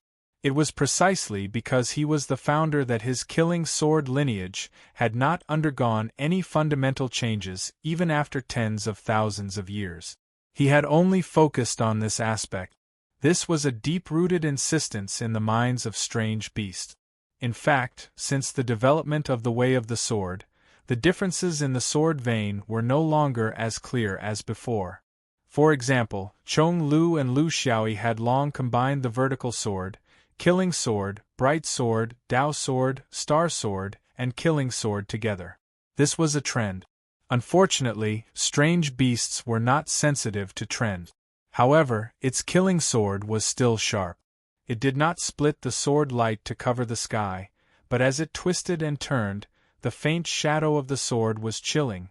Coupled with the innate supernatural powers of strange beasts, as well as their innate immunity to forbidden techniques, this turn of events was equally shocking. Hua Hai's words were law. He pointed his finger, and turbid waves surged in front of White Tiger. This was the dark water heavy wave, specially used to deal with the ferocious beasts. The White Tiger leaped and leaped high into the air.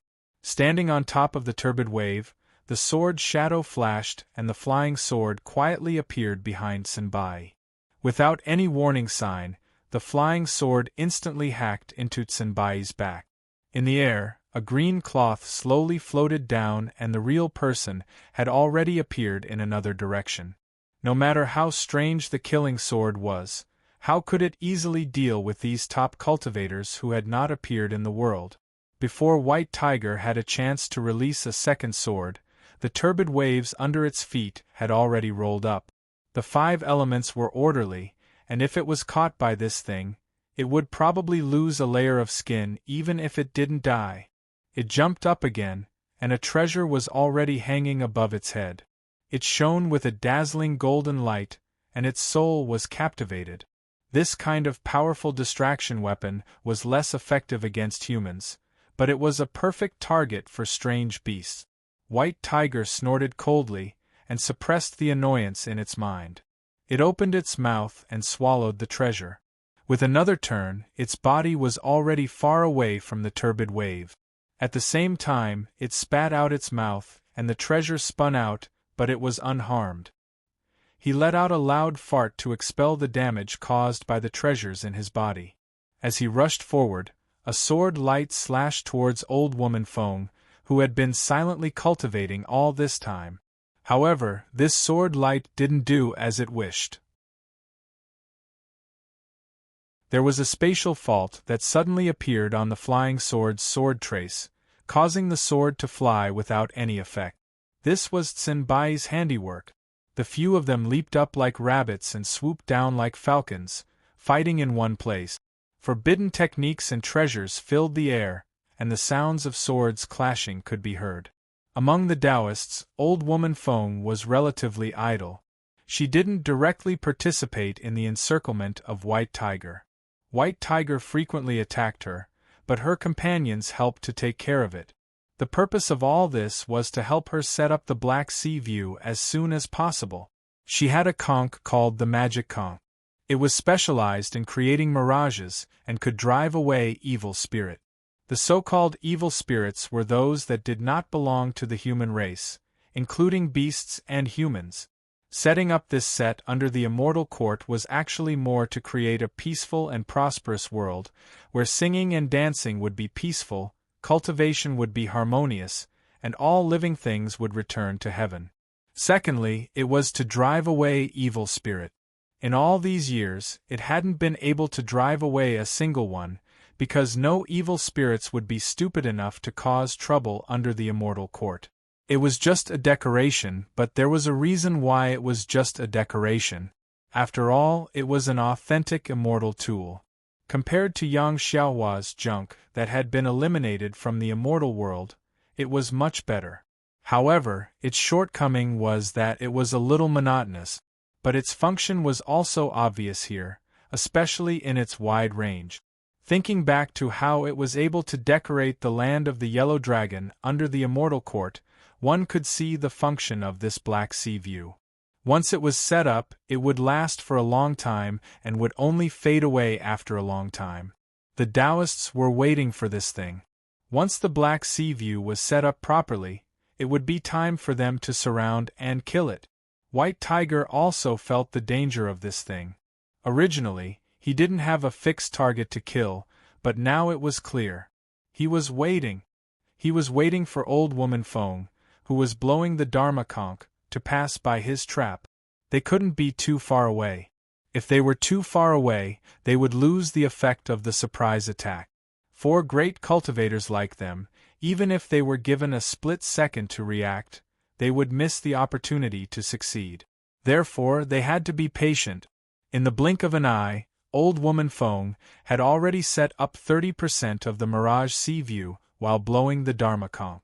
In this 30% space of the Mirage Sea view, she faintly found something very strange. It was very small, and one would miss it if they didn't pay attention. But in the immortal array cloud like the Black Sea view, there was nothing strange that couldn't be discovered. White Tiger also noticed Old Woman Feng's movement around the blood droplets he had set up. He knew that there wasn't much time left. Old Woman Feng was only suspicious now, but she would be sure soon. If he continued to set up the Black Sea view, his essence droplets wouldn't be able to escape the Mirage Sea view's analysis. He decided to take action, even if it wasn't a very good opportunity. The so-called setting up was just a good idea, and it still needed some luck. He first flew far away, moving away from Old Woman Feng with the 3 Taoists. This was to prevent them from rescuing Old Woman Feng after he took action. Even if it was just a breath's worth of time, it would be good. Then, he suddenly unleashed the Sword River with all his strength and hid himself in the Sword River. The purpose of this was to delay the 3 Taoists from making the right decision. The moment he hid in the Sword River, he activated the Heart's Blood Transformation ability. At the same time, he used the tiger as a switch and disappeared in the surging Sword River. Old Woman Feng was carefully observing the strange thing. Soon, she found that it was a drop of essence blood. As for whose it was, she didn't need to think too much. No human would do such a thing. Only demonic beasts that were good at bloodline power would do such a thing. There were more than one.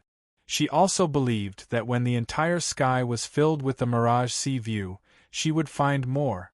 Just as she was about to leave, the drop of blood essence suddenly erupted with a strong aura of life.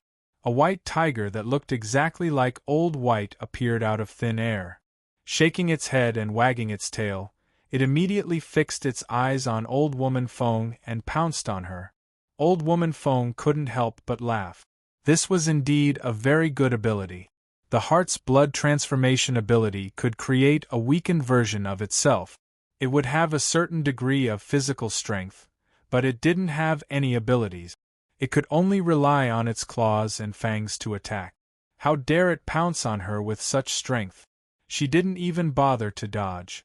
She opened her mouth and spat out a white light. The white light had already destroyed this thing. Just as she was about to make fun of it, she suddenly felt that something was wrong. She immediately leaped forward, wanting to escape, but it was too late. When the real white tiger fell on her, the difference in speed made it impossible for her to escape. The white tiger's huge head stretched out and bit down on Old Woman Feng. Its jagged teeth closed, and she was immediately turned into minced meat. Only the conch of Dharma was left in its mouth, struggling to break free. It had already succeeded halfway, but now it was faced with a difficult choice. Should it chase after the reborn Old Woman Feng? or should it spend some time to subdue the conch of Dharma?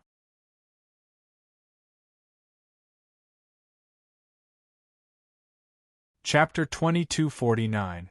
Chong Lu was still flying a kite.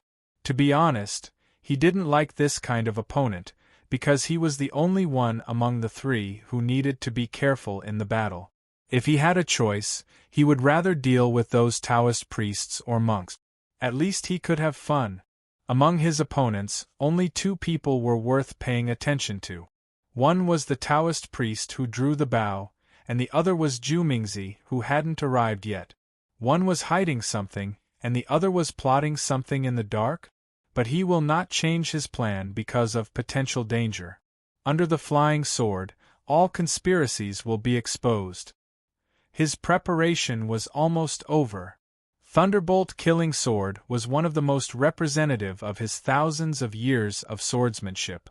The ordinary version of Thunderbolt Killing Sword had 1,000 lightning strikes, 1,000 lightning strikes, 1,000 lightning strikes, and 1,000 lightning strikes. Among them, the 1,000 lightning strikes was the ultimate attack. The sky was covered with thunderclouds, and the power was getting stronger and stronger. After so many years, this thunder secret skill had been changed beyond recognition by him. It had become more subtle and sudden. The key changes were in 2 points. First, there was no more thunderclouds. The advantage was that the opponent would not be scared away before the lightning strikes. In his thousands of years of experience, whenever he wanted to use this secret technique, the result was basically the same. The opponent would start to run away before the lightning strike. There was no other way, the thunderclouds were too terrifying, and they were still endlessly accumulating. Secondly, there was no need to attack someone all the time to complete the target guidance. This was very useful in a group battle. It could be achieved by gathering momentum on other people, and finally complete a destructive blow on another person. Therefore, he gathered momentum on Shui Yu to kill other people. Shui Yu's feeling was right, but at the same time, she was also calculated to be dead by Chong Lu. She would not speak out her doubts just because she had doubts. She would only inform her own people. Chong Lu originally wanted to wait for Zhu Mingzi to appear before making a move. This way, he could monitor the movements of the night watchman on the 8th day. But now, it seemed that this guy was very calm. The opponent hiding in the dark was always dangerous. He was not willing to wait any longer, because he always believed that among the three people, he had the obligation to protect them. He jumped out and looked in the direction of the winged people. Shui Yu could feel the meaning in his eyes. It was encouragement but also a warning. The meaning was quite deep. So, she knew that the mystery was about to be revealed. Although he didn't know who it was, he knew that those three people were definitely not the winged ones. It seemed like the swordsman's keen senses were not only in battle, but also in the finer details of the organization. The sword light twirled and spiraled. Amidst its unpredictability, it suddenly flashed and slashed the head of the Grand Shaman who had been controlling Devil God Ding Jia. This attack was not light and had a strong penetrative power. However, with his companions restraining him and his constant preparation, he still could not break through the defense. The filthy clouds above his head flickered and then dimmed, and the sword light disappeared without a trace. In the span of 10 breaths, everyone here had been struck by lightning. It was clear that the swordsman had yet to find a suitable opportunity or target. Just as the sword slashed down, demonic god Ding Jia continued his relentless pursuit. His hair danced wildly in the air as he drew his longbow, ready to fire. The 5 winged men circled around and pounced downwards in the normal rhythm. There was suddenly a trace of abnormality. A bright light suddenly flashed in the void, and it was so dazzling that it was impossible to look at it directly. The surging power of thunder suddenly appeared, and it was a warning that the thunder had already struck. In this world, there was no way to avoid the purple lightning. Who was it? Just as this thought emerged in everyone's mind, a breath of rebirth had already begun to give them the answer. It was one of the two grand shamans, the one who controlled devil god Ding Jia. There was no other reason. This kind of immortal undead creature was the biggest potential threat to him, so he had to get rid of it first. Just as the rebirth started, the scene was like a drop of hot oil, instantly boiling. Chong Lu turned into an aurora, and he and his sword were tightly drawn together. With a beginning, there must be a result. Rebirth was just a process, and death was the end. Now, there was nothing that could stop his next fatal blow. The Taoist traveler's longbow shook, and the god-sealing arrows that had been ready for a long time were shot out. The other grand shaman's chi and blood instantly erupted, and the hair snakes that filled the sky were thicker than usual. He was very clear that the life of his companions depended on the speed of his rescue. The 5 winged men were a little far away, and pouncing would take too much time. Therefore, they attacked from afar, and their long feathers covered the sky. There was another breath that came from afar, but it was difficult to catch up with this instantaneous change. When the demon sword Venerable killed, no one could save him. One death was enough for him to judge the past and the future. This was the confidence of a 10,000 years old swordsman. In the Tao disappearing celestial phenomenon, there was an even bigger explosion of light. That was the huge energy collision between the flying swords, the hair snake-tied, the god-sealing arrows, and the long feathers that broke through the sky. Everyone tried their best, but they were still unable to stop a figure from rising into the sky. Although he was a little embarrassed, Chong Lu was still able to move freely. He moved away and then returned, not caring about his opponents who were already a little red-eyed. This was the rhythm he hoped for the most. Excitement, change, and madness. Only in this madness, the craziest swordsman could find more opportunities. There were still 8 of them, but they were missing the Grand Shaman who used Demon God Ding Jia, and had an additional Night Watcher. The remaining Grand Shaman was the first to discover their real problem. Forgive me for being blunt, but if the winged men friends can't do their best, then our so-called hunt this time is meaningless. I originally thought that the people who came to help were friends, but I didn't expect that they could be ingrates. He was sad about the death of his companions, so his words were extremely rude. The winged men might be afraid of Taoists and Buddhists, but they would never lower their heads in front of other forces. Evidence? Before you speak, please take out evidence. If you can't take it out and refuse to apologize, then the ingrates may become red-eyed wolves. Zhu Mingzi had a headache. The thing he didn't want to happen the most had happened. Although there was no evidence that the winged men didn't put in effort, for peak half-immortals like them, feelings were more important than evidence. Obviously, the winged men were a little unwilling to be implicated in karma. They wanted to retreat. The battle began to stabilize. Chong Lu was looking for an opportunity, while they were resolving their internal conflicts. The flying sword's attack was now completely exposed. They went straight for Zhu Mingzi, the Grand Shaman, and the Taoist traveler, but they didn't touch the 5 winged men at all. This was a kind of disintegration. There was no need to say much, just do it. He was facing a group of opponents with the most numbers, but also the most complicated group. Now it seemed that there were at least 3 forces, and most likely 4. For someone who was used to fighting, tearing them apart from the inside was the smartest thing to do. According to his experience, this kind of crack couldn't be mended, it was only a matter of time. But he couldn't open it now. If he could kill one of the 3, then it would be the best time to open his mouth.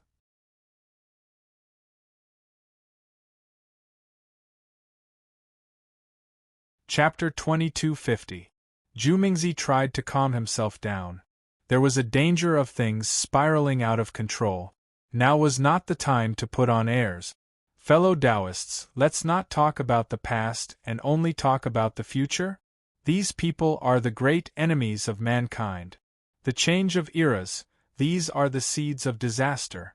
Since we are in this era, we should work together to save the order of the universe from danger. This is also the consensus we reached before. In this way, the 5 of you will be the main attacker in the next phase? The 3 of us will support from the side. Don't worry about one thing. If you don't do your best, you will be punished by the heavenly tribulation." His words were righteous, but the winged men did not buy it at all. Perhaps they would still submit in the end, but that would be because of benefits and promises, and not because they were fools with wings. Snowplume raised his eyebrows. "They may be the great enemies of mankind. But the problem is that we are not humans. Humans have never acknowledged us. Disaster? What impact will this have on the winged men? There were no disasters in the past few million years, but the result is that we have been imprisoned here? Then let me ask you, if you put yourself in our position, would you like to cause trouble? Or would you prefer everything to be as usual? We have reached a consensus before, but the consensus is that we will help you. Not us, the winged clan, as the master. You have to be clear about your priorities.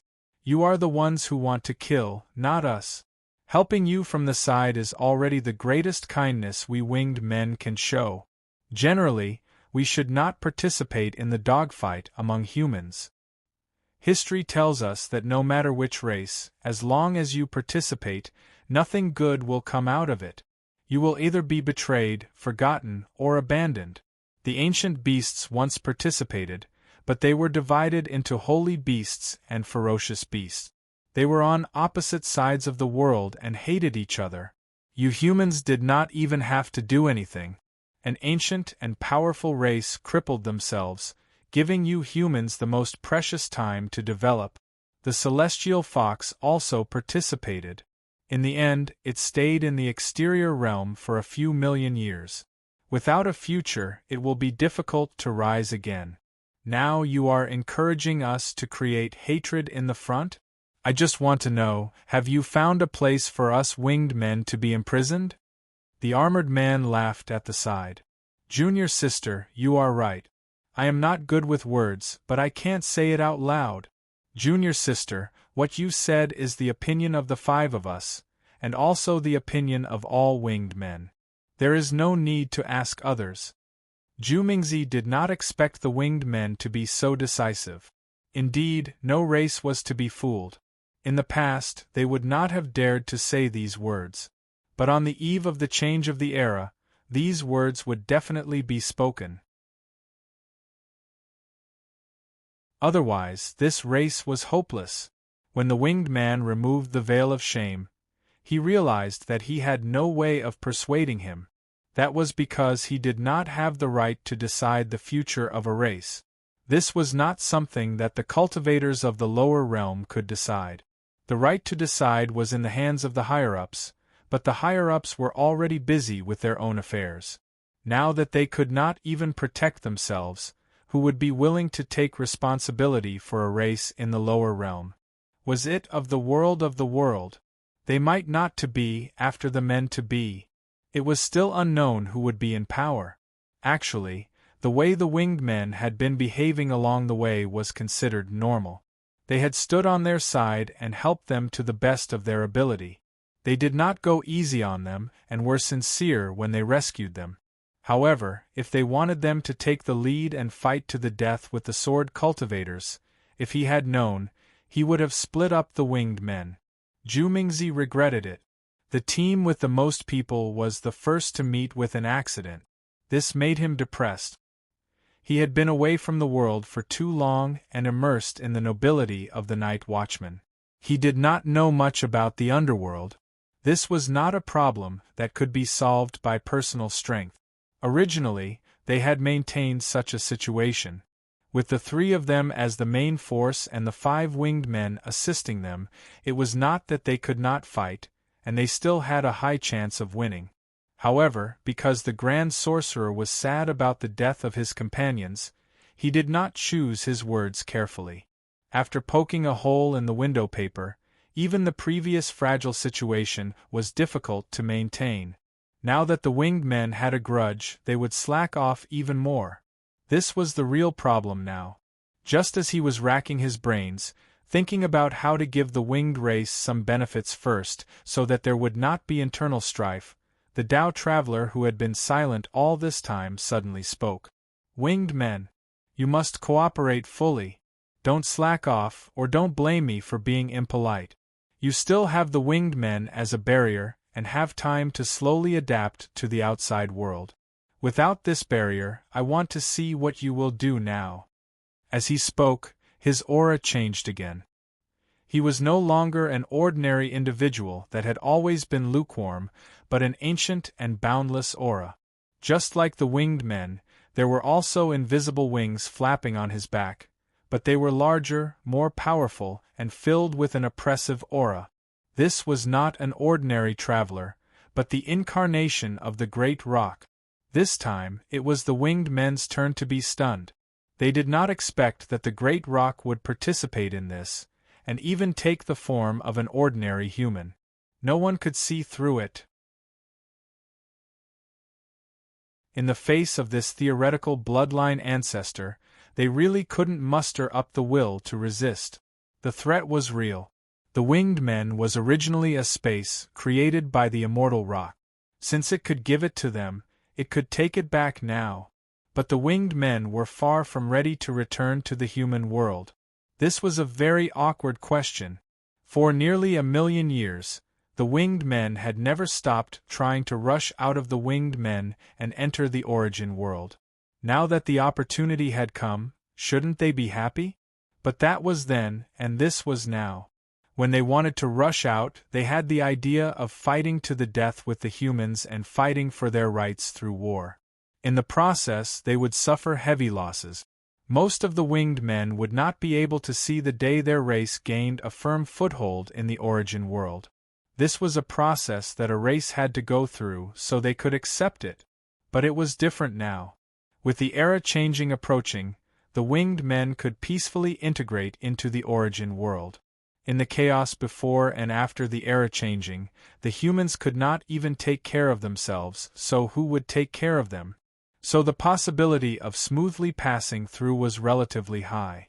This was also the main reason why the winged men had been restraining themselves. But they were not ready yet. They still had to contact and curry favor with the various human forces, so that they would not be enemies the moment they went out. They even needed a proof of allegiance, as long as they knew which side they were on.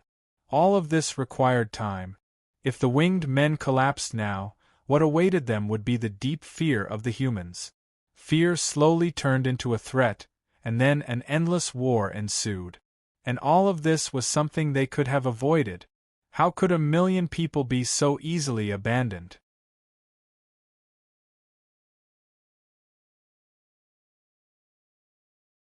Chapter 2251. The winged people's divine senses clashed, and it was still Shuiyu who took the lead. Although she wasn't the strongest among the hidden wings, she was recognized as the smartest, the one with the best overall vision, and the one with the best relationships. Therefore, when it came to the important matters, it wasn't her who took the lead, but her. It was a bit bitter. This was the result of not being strong enough. In the end, they couldn't escape being controlled by others. Since it's the Prung Lord's words, we're willing to follow. But there's one thing, and that's cooperation. This is what we agreed on from the start. This was the winged people's bottom line. They definitely couldn't become the main force, that was courting death. Finally, they reached an agreement. Great Peng Jumingzi was the main attacker, and the 5 winged people worked together. The situation was actually back to before Great Peng spoke. In fact, if he thought about it carefully, he didn't achieve anything by revealing his Great Peng identity. That swordsman was very sharp, but he didn't know if he noticed when he slightly released his aura. Under Jumingzi's command, the offensive gradually improved. Chong Lu immediately noticed this change. He was a bit puzzled. How could the gap be closed so quickly? Just now, he had also launched a few attacks, wanting to use this opportunity to take down another one. However, Jumingzi's arrival changed the direction of the battle. This was a true top expert, not someone with an undeserved reputation. Even if his lifespan wasn't as long as his, it wasn't much worse. He had always been wandering around the threshold of immortality. Compared to the people in the inner and outer scenic skies who had high hopes but little hope in reality, he couldn't be compared.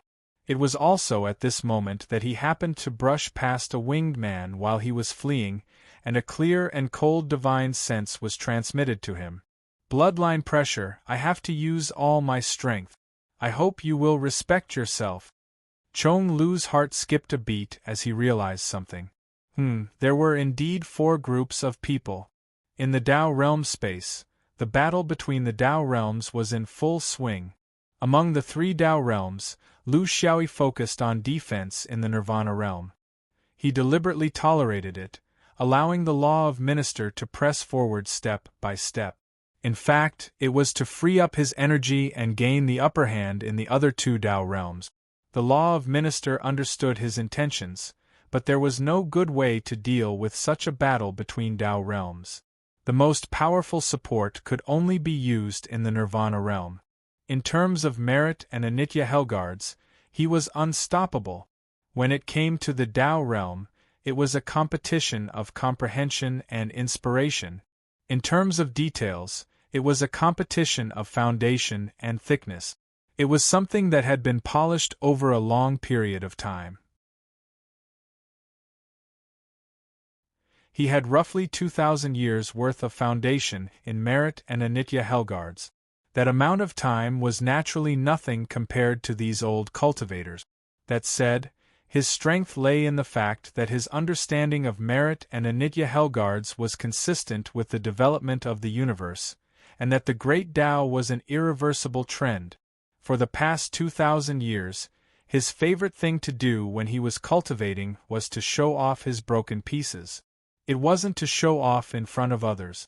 Instead, it was to let the great Tao fragment feel the changes in this universe in all aspects with him, thus achieving a subtle influence on the fragment itself. This was a method that he had created to comprehend and perfect the great Tao.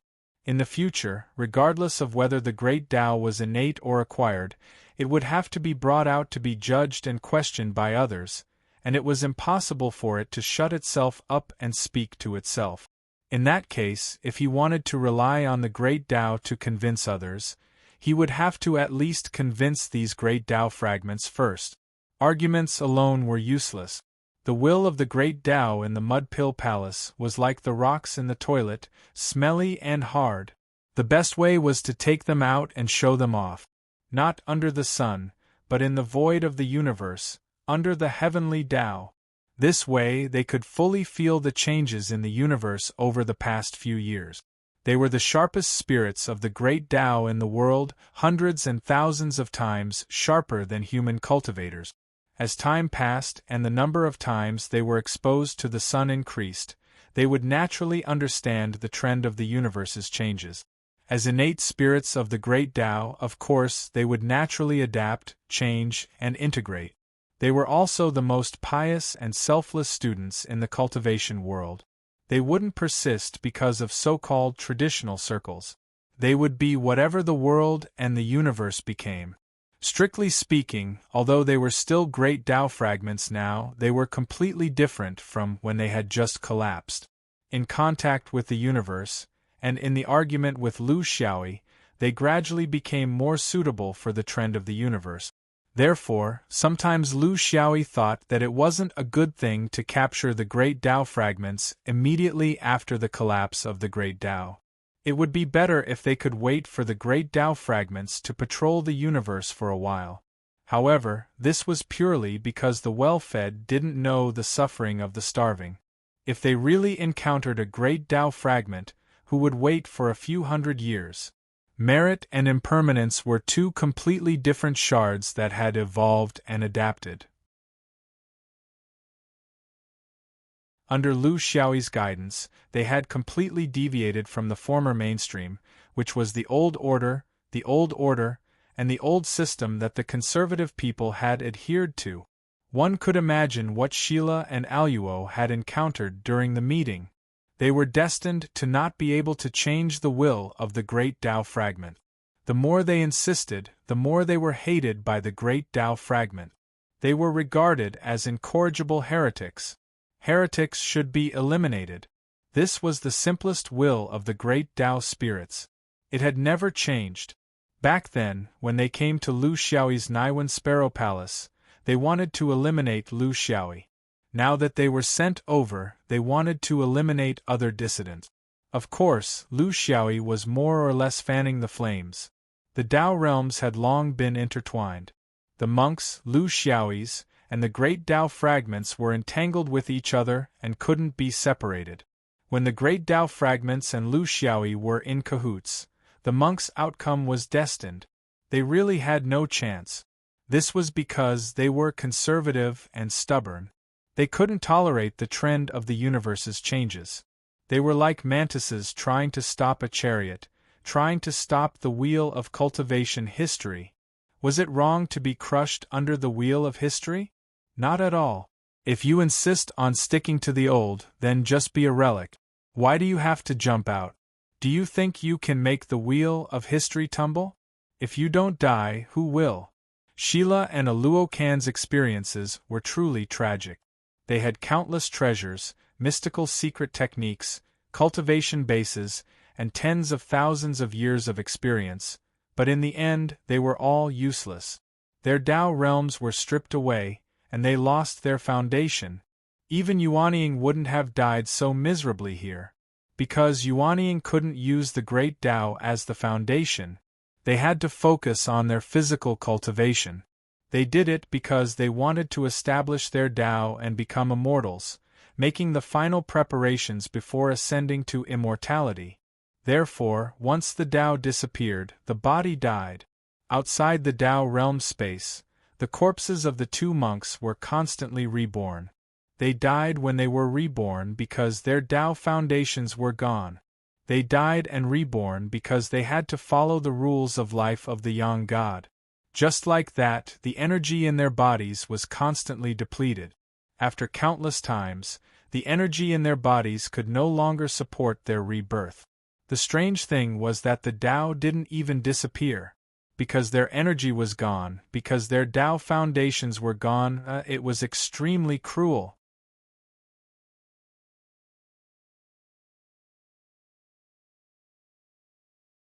Chapter 2252. From the beginning to the end, Paiji monk Du Lu did not join forces with Shila or Aluo. This monk was a real thief. Could it be that he had seen through the two of them? Or did he not understand the impermanence of merit? In any case, he helped Shila from the beginning. He followed the rules and did not overstep his boundaries. Before the path of merit completely entangled him, he retreated. Then, he started to help Aluo. Similarly, he lowered his position. Before he felt that the situation was over, he retreated again. In the end, he stuck closely to the path of nirvana. Together with the law of minister, he gave Lu Xiaoyi heavy pressure. Moreover, he did not steal the limelight on the path of nirvana. With the law of minister as the leader, he only gave some small opinions and retorts. This made him seem very childish on the path of great Tao. He was a typical shovel-wielding person. Lu Xiaoyi was very passive on the path of nirvana. Fortunately, he persevered. Now, he could focus all his attention on nirvana. The situation had improved. He had to establish a foothold first, then slowly counterattack. After all, he had not been on the path of nirvana for long. It had been less than 200 years since he obtained the fragment from the path of no return. The time he had to dry the fragment was limited, and the time they had to communicate with each other was not enough. However, he was still very confident. This was because although he did not dry the fragment much, this fellow had drifted in the void of the universe for a long time. It had been 700 or 800 years since then. Such self-drying made it different from when it had just collapsed. However, this difference was its own realization and not Lu Xiaoyi's guidance. Therefore, the future was bright, but the path was winding. He would definitely be able to reach an agreement with the fragment because their Dafa direction was the same. The law of minister would definitely lose, even if he had the upper hand now. This was because his direction was wrong. He needed time to reach an agreement with the fragment. Then, he would wipe out the last two at once. Time was very precious to him as well, because the greatest danger he faced while pulling others into the Tao realm wasn't within the Tao realm but outside. His and the other monks' bodies were floating outside. Once they were discovered, it would be a disaster for him. Without a body, only the Tao realm was left. Could it be that he would become a law in the end? If that was the case, what fun would there be in life? He had nothing left. He had no hands to hammer people, no feet to stomp people, no eyes to glare at people, no mouth to spit at people, no stabbing people. There were 20 of them, while they only had 3. Even an idiot would know that these 2 old fogies wouldn't be so free as to come out and wander around. The only possibility was that the other side had deployed their forces. As long as one of their opponents came to their battlefield, he was doomed to die. This was where his Tao realm space was not perfect, but there was nothing he could do about it. Things had started in a hurry, and he was already very satisfied that this method could reach this stage. The rest could only be a gamble. Therefore, he was actually in a hurry to return to his body. However, the more he thought about it, the more he couldn't show it. He had to act like he was going to waste his time until the end of time. It was all so tough. She sighed and felt that it wasn't right for her to wait here like a fool. Her condition was better now. Although she still couldn't fight, she could still fly at a slow speed. No one came to find trouble with her because she was originally an insignificant existence. The winged men had snowy feather, so they couldn't do anything to her. The armored men had placed the rock's blood-boiling seal on her. It seemed rude, but they were worried that she would be restricted from joining some organization. If she didn't join, she might still be able to live. If she joined, she would definitely die. The old cultivators also didn't take her seriously, because she wasn't even qualified to be a hostage. In theory, she should be considered an outer circle of the old cultivators. After all, the news came from the Lavender sect. When everyone ignored her, it was actually a terrible feeling, because she wasn't even qualified to be a chess piece. Therefore, she decided to go out for a walk. She couldn't feel anything here, and there were so many battles going on. It was a terrible feeling to be deaf and blind. She flew slowly. Actually, she didn't really want to see anything. It was just a natural reaction after the information was cut off. She first flew in the direction of the white tiger because she felt that among the 3 swordsmen, the swordsman was the most likely to get into trouble. Next was the old swordsman, and last was the lunatic. This was her intuition. She knew too well how frightening this man's rationality could be in his madness. She didn't fly too far before she felt the violent fluctuations in the air in front of her. It was chaotic, and she could hear the white tiger's roars from time to time. In this space where there was only a small amount of air, the roars were especially loud.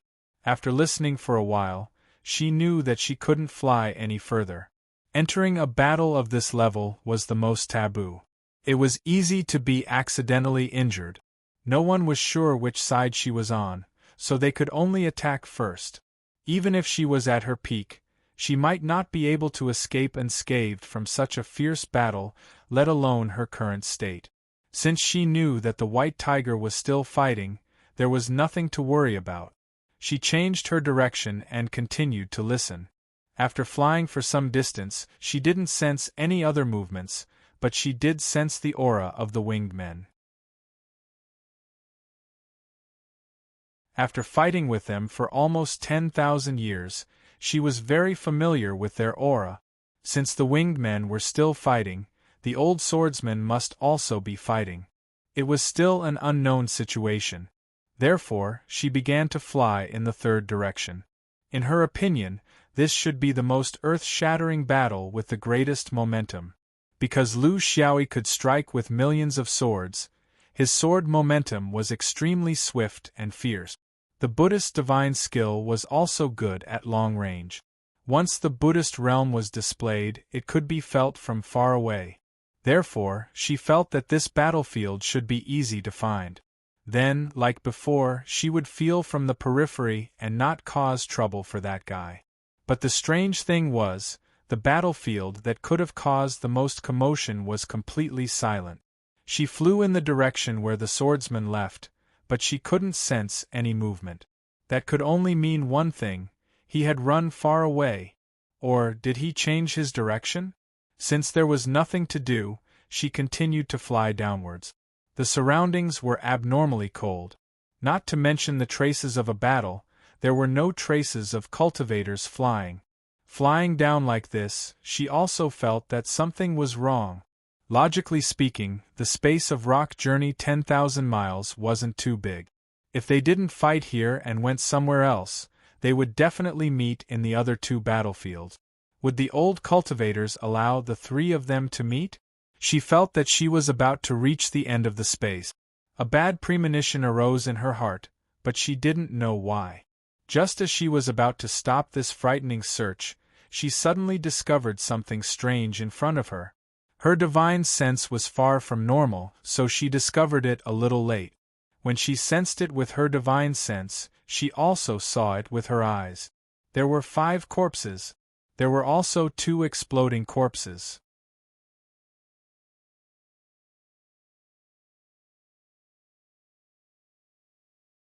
Chapter 22:53. She gathered her courage and went closer. Only then did she realize that they were not exploding corpses, but they were dying endlessly. They were 2 monks. Aunt Shui had introduced them to her before. One was called Shiluo and the other was called Ulok. Not far away, she watched the corpses explode repeatedly. Even in her nearly 10,000 years of life, she had never seen such a scene before. It truly made her feel cold all over. It was indescribably horrifying. Actually, she couldn't do anything. Even if she was in her normal state, she couldn't do anything because she couldn't stop the law of cultivation, let alone now that she was crippled. Not far from where Shiluo Aluka was exploding, there were 3 more corpses. When the onlookers endured the discomfort and took a closer look, they finally realized that this was not a large-scale scene of mutual destruction. These 3 people were still alive, but their consciousness was nowhere to be found. After all, she was a 4th decay cultivator. Although she no longer had her strength, her vision and experience were still there. With a little judgment, she understood the truth of the matter. This must be the result of the 2 opposing sides entering some inexplicable space, where they decided to fight to the death. From the direction of the orthodoxy, it was most likely the monks or even the Buddhist space. However, her divine sense was limited now, so she could not determine where the Buddhist space was. In fact, even if she could determine it, with the abilities of these monks, she would not be able to enter. She could only watch from outside. The strange thing was, if it was the Buddhist space, why were the monks the ones who died? The situation was obvious. The remaining 3 people were still fighting, and 2 of them had already been killed by the swordsman. She was not surprised by this result. Master Liang had already said that the orthodoxy of the Xianyuan swordsmen was very strange. They couldn't be treated as one-track-minded thugs. Should she continue to wait here for the remaining 3 to fight to the death, or should she leave as soon as possible and leave this place? In an instant, she made a decision. Leave. Leave with the swordsman's body. The so-called space was indescribably dangerous, especially if the body did not enter and was left outside the space. Usually, experienced cultivators, no matter if it was Buddhism or Taoism, or even the illusion of the celestial fox, would have a complete set of plans in this regard. They would either enter with their body, or leave their body outside with a good place to settle down. They would either enter a foreign country or have their own companions watching over them. They would definitely not float outside and be trampled on. Even small Yuanian cultivators would not do this, not to mention peak half-immortals like them. There was only one possibility. They had entered in a hurry and were caught off guard. There were two possibilities that could break this fragile balance. Either the old cultivators took advantage of the extra person to destroy the swordsman's body, either they were from the other two battle groups, or they were from the old Shio Corporation. Therefore, the only one who was truly in danger was the sword cultivator. Actually, there was another way, and that was to kill the two monks herself. This was the most thorough method, but she would not do that. Doing so would mean that she would be standing on the opposite side of the conservative faction. There would be no more room for maneuver. She believed that in the 2,000 years before the end of the era, the Xianyuan sect would be able to withstand such pressure, but the Lavender sect definitely wouldn't be able to. Moreover, this was not in line with her usual style of dealing with people. Although it seemed silly, she had her own principles. She would do what she should do, but she would not do what she should not do, no matter how simple it was. Her way of thinking actually saved her life. Destroying her body might be very easy for a normal half-immortal, but for the current her, there was still a certain degree of difficulty. With her current terrible situation, she might even be thrown into the Tao realm space. She was not sure about this. What she needed to do now was to take the swordsman and leave. It sounded simple, but it was actually not easy. A cultivator's body was outside, and their consciousness had gone to another place. If they rashly moved, their consciousness might not be able to find their body and home. This was no different from destroying their body. Therefore, if they wanted to take their body away, the body must be willing, but their body was in an unconscious state, without any active consciousness. How could they make him willing? She could only awaken some instincts, something deep in their soul that would never be extinguished. She did not know what it was, but she could try. Enforcer, do you know that your current situation is very dangerous? There are many enemies eyeing you covetously. For your safety, please come with me. Su Rin gently persuaded him. She did not dare to speak loudly or provoke him. She was afraid that it would affect his consciousness in the space and allow others to take advantage of it. Lu Xiaoyi's eyes were dull, but some things would never change. Enemies? Where are they? Xianyuan swordsman is not afraid of enemies. I am right here, let them come at me. If I frown, I am not a hero. Su Rin was speechless. He was already like this, but he still did not forget to brag. Thus she continued to persuade him. Enforcer, White Tiger and Senior Chonglu are still fighting hard. Why don't I take you to help them? Lu Xiaoyi was dumbfounded. No. Xianyuan swordsman never put his hopes on others, even if they are from the same sect. I can't go. My fighting style is not suitable for them. Instead, it will put them in danger. It is better for me to deal with them alone. Let them wait, let me kill the immortal court first. Su Rin felt a chill. It turned out that deep in his soul, this person wanted to wipe out the immortal court. How dare he? To tell the truth, it seemed that she could not fool this stubborn braggart. Su Rin decided to change her method. She could also deceive him with good intentions, who would take it seriously after the fact. Enforcer, Li Wuya from your sect is here. He asked me to tell you that he has something to ask you. Lu Xiaoyi's neck was stiff. Li Wuya? Do I have to go just because he asked me to? In sword vein orthodoxy, whoever has the biggest fist is the ancestor. I may not lose to him, so why should I listen to him? If he really has something to say, ask him to come and greet me first. Su Rin was speechless. She had seen people who deceived their masters and killed their ancestors, but she had never seen someone who deceived their masters and killed their ancestors so righteously. That's right. In the depths of his soul, Xianyuan was probably only one ancestor, little ancestor Lu. She originally thought that it was a simple matter, but she had pushed him into a desperate situation. He was unmoved by force or persuasion. He was impervious to oil and salt. How could she deal with such a plaything? Su Ren's personality had always been gentle, magnanimous, and natural. For someone like Lu Xiaoyi, What exactly was hidden in the depths of his soul? How could she persuade him to change his mind? She had no clue at all.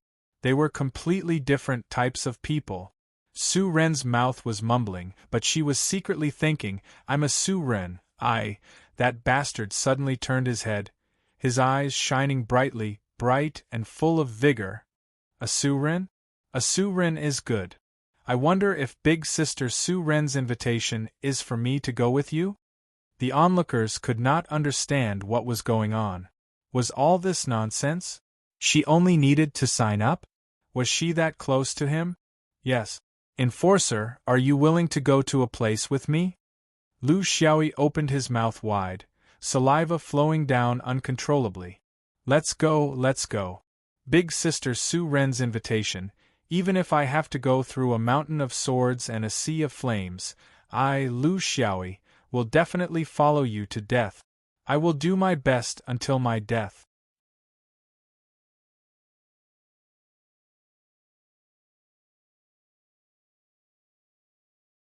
Chapter 2254. She flew backwards in a daze. After a few steps, she would turn around to look, only to find that this guy was following her very closely. It was almost as if he was afraid that she would get lost. She was very curious. How did she manage to persuade this fellow? She didn't say anything, did she? Except for her name? If she couldn't figure this out, her heart would itch. Hence, she tried to test him. I'm Su Ren. Do you know me? Lu Xiaoyi's saliva flowed like a line. Of course I know you. As long as you're a sister, I know you. This is the key. Su Ren was aware of this problem, but she was still confused as to what it meant. Then I have a sister. Her nickname also has a personal character. She's called Widow. Do you know her? Lu Xiaoyi's eyes lit up. He grabbed Su Ren's wrist and said, I'd like to meet her. Where is she? Take me to her. Su Ren wanted to break free. However, even if she was at her peak, she couldn't break free from this iron claw, let alone now. The claw was still hot like fire, so she could only play it down. Don't worry, Inspector. I'll take you there now. Can you take your hand away first? You're hurting me. The two of them flew slowly, one in front and one behind, because Su Ren couldn't increase her speed. However, she also realized that this guy was indeed not in his right mind. Otherwise, he would have lifted her up and flown by himself in such a heated manner. He wouldn't be like this now, as if he didn't realize anything. Although the process was strange, she had achieved her goal. However, Su Ren also knew that in this space, there was nowhere for them to hide. At most, she could only buy them some time. But in the end, she did what she should do. This was also her limit. Lu Xiaoyi calmed his mind and stopped thinking about other things. Since he had already killed two of them, he had already made a profit out of one of them. In this case, he didn't lose anything. The struggle between the two monks and him in the Tao realm was in full swing.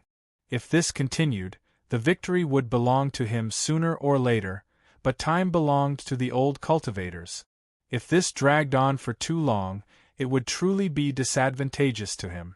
However, the problem of the Tao realm was not something that could be solved quickly just because one wanted to. There were too many aspects involved, and there were too many clues. One could only solve them one by one. He hadn't gotten back to a Tai yet, but he was working hard in that direction. His only chance was that no one was willing to see him walk step by step towards death, so there would definitely be a final struggle.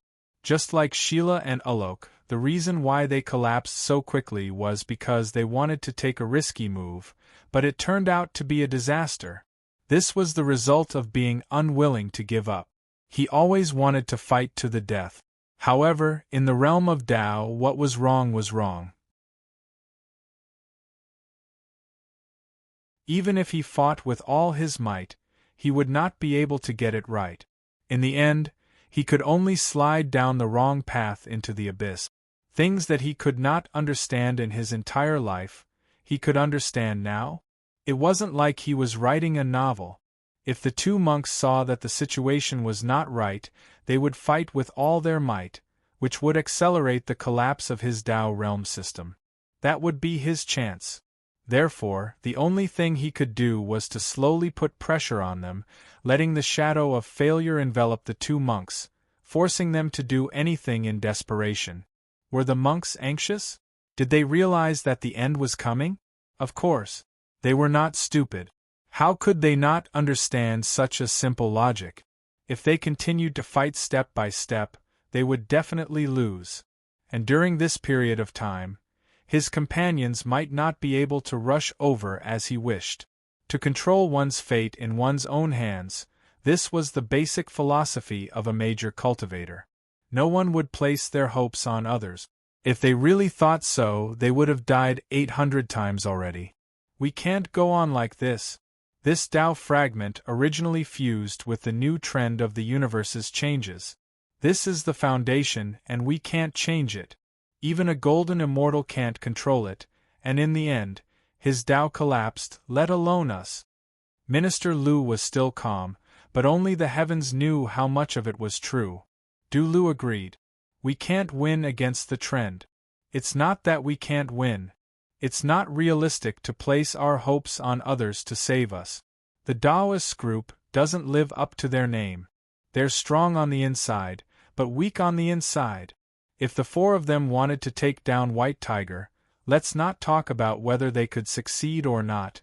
The time it would take would not be short. This was the usual style of Taoism. Zhu Mingzi's group has a complicated composition, and each of them has ulterior motives. The winged people are not willing to do their best. The witches are reckless and narrow-minded. The traveler pretends to be mysterious. Zhu Mingzi is difficult to determine the heart of a person. In such a dangerous situation, I have a plan. I wonder if senior brother is willing to help me? Minister Lu did not hesitate. Just say it. When is there still a need to worry?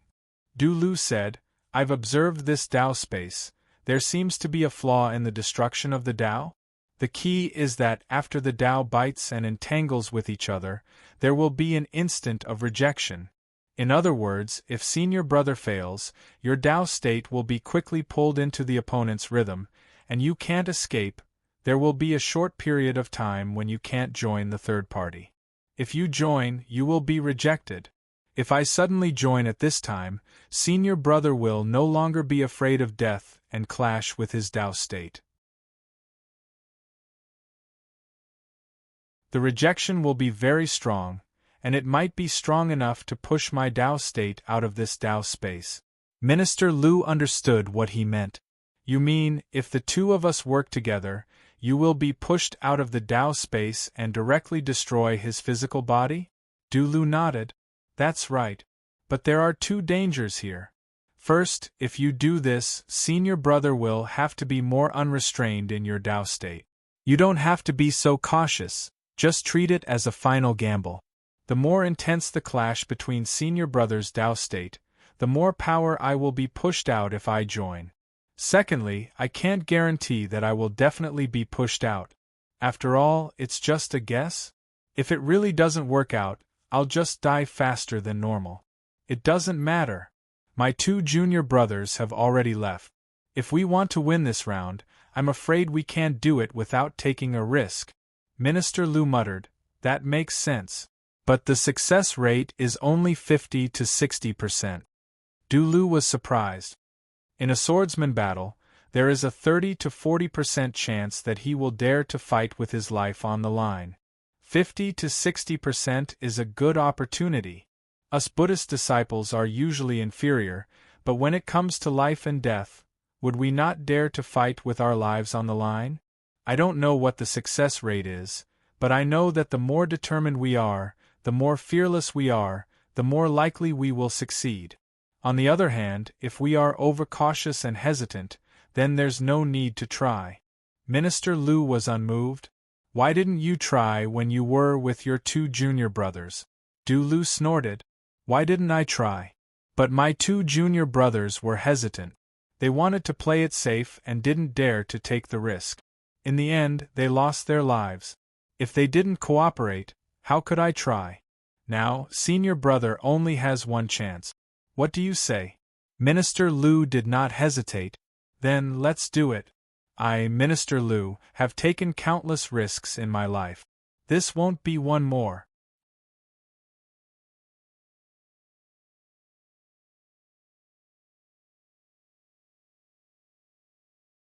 Chapter 2255. In the end, White Tiger still chose to subdue the magic conch in its mouth. It wasn't that it was timid, but that it couldn't see Old Woman Feng's resurrection point. It was completely hidden by the Black Sea View, which was another function of the Black Sea View. It had successfully killed Old Woman Feng once and seized the magic conch. It had partially achieved its goal, but it couldn't chase after her. If it couldn't see her resurrection point, where could it chase after her? Subduing the magic conch was of great significance to it, because the complete Black Sea View knew its arrangements like the back of its hand. Subduing it would make it lose its ability to freely attack, destroy it, devour it, at least make it lose its ability to operate. The battle was normal in the early stages.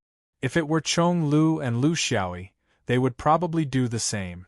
But when it came to the handling of the magic conch, there was a fatal difference between them. If it were Chong Lu and Lu Xiaoyi, they would never have the idea of subduing the magic conch for their own use. They wouldn't even try. Chong Lu might casually attack with his sword, and Lu Xiaoyi might just ignore it. Because of the development of the cultivation world, the use of foreign objects had reached an unimaginable level. Who could guarantee that you would be able to get rid of it? It was like a hot potato, and it was produced by the immortal court. In the ever-changing battle scene, the gains did not make up for the losses, and the disadvantages outweighed the advantages. White Tiger also didn't want to monopolize this treasure. As one of the 6 ancestors of Xianyuan, it was very clear about the rules of the orthodoxy. It just wanted to destroy it, so that it could rely on its previous arrangements in the following battle. Old Woman Feng was the owner of the Black Sea View, so when she was resurrected, she had the cover of the Mirage Sea View. But other people couldn't, right? With its blood essence double flash, it wasn't completely impossible to make another Taoist escape. At least, it could rely on this arrangement to give it an opportunity to come and go in an instant, something that swordsmen dreamed of. It could unscrupulously release killing moves, and then use this arrangement to escape at a critical moment. It was a good idea, but it had underestimated the cunning of humans. Demon Lord and Lu Xiaoyi were able to kill people easily because they were not only cunning, but also vicious. Now it was White Tiger's turn. Although he was also experienced in this aspect, as time went by, the younger generation will push the younger generation to the younger generation.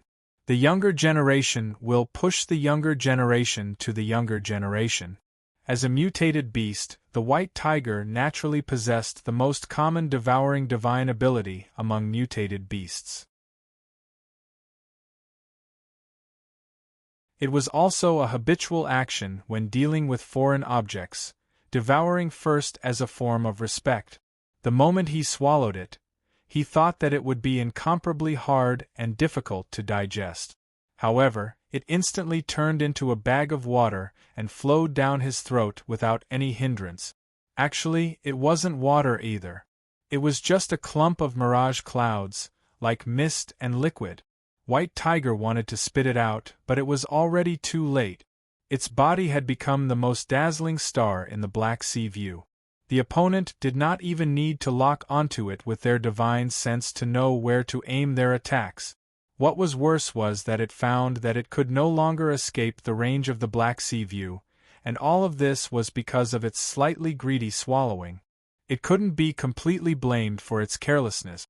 The judgment of objects was actually a kind of instinct of mutated beasts. Its instinctive judgment was that this object was harmless to it. Indeed, the conch of Dharma did not cause any direct harm to it. It only made White Tiger extremely dazzling here, and became an obvious target. It no longer had the convenience of instantaneous movement. Its every move was under the eyes of the opponent. It was as if it had a large lantern, lighting itself up and guiding others. Old woman Feng was reborn as before. She used her death to pave the way to victory for the entire battle. Everything was planned, starting from the moment the Kunlun visitor asked her to pave the Black Sea view. In fact, it was all to wait for White Tiger to swallow. Fortunately, I didn't disappoint you. Next, it's up to you, fellow Taoists. My mirage clouds are inside its body. Other than indicating the target and limiting the range, it doesn't have any other function. The Kunlun visitor laughed. That's enough. The most difficult thing about mutated beasts and sword vein orthodoxy is that it can appear and disappear unpredictably. Without this, White Tiger is just a slightly stronger beast. Everyone here has the ability to face it head-on. Circle it tightly, don't fall into its trap.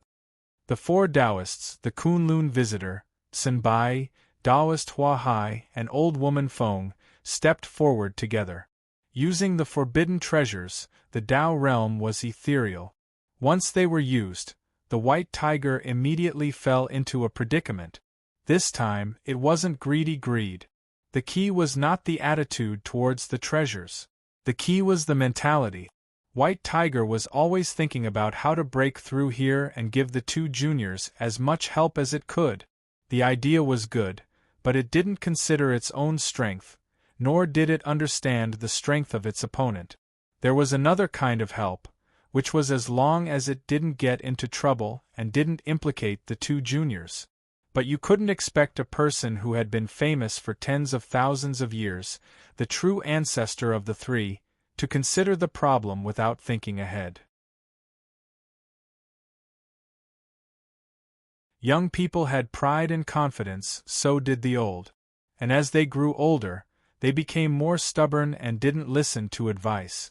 But fortunately, its rich experience helped it quickly understand its current situation. Being tricked wasn't scary, but being tricked again and again was scary. In order to make up for one pit, it ended up jumping into another pit, and eventually fell deeper and deeper. It couldn't use the trap to kill anymore. Instead, it sought the next best thing, which was to waste time and delay them. White Tiger quickly adjusted its mentality. If it was tens of thousands of years ago, there was nothing to say, just one word, fight. But tens of thousands of years of quiet self-reflection still had its effect. Fighting over personal feelings was put on the back burner. That was a last resort choice. Now, what the opponent wanted it to do was what it had to avoid. White Tiger was still moving back and forth. Different from before, it was moving more freely. Originally, it was 40% vertical and 60% attack. Now, it was 70% vertical and 30% attack. Its attack was also an all-out attack. It didn't ask for results, and it would leave immediately after hitting. It didn't stop, and it didn't pursue the so-called continuous effect. Such a response could be said to be the key to grasping the battle situation. Maybe it couldn't escape the fate of failure, but this was also an unusually long process. One thing would never change, and that was the strange beast's abnormally strong body. This allowed it to deal with many attacks that humans would not be able to withstand with ease.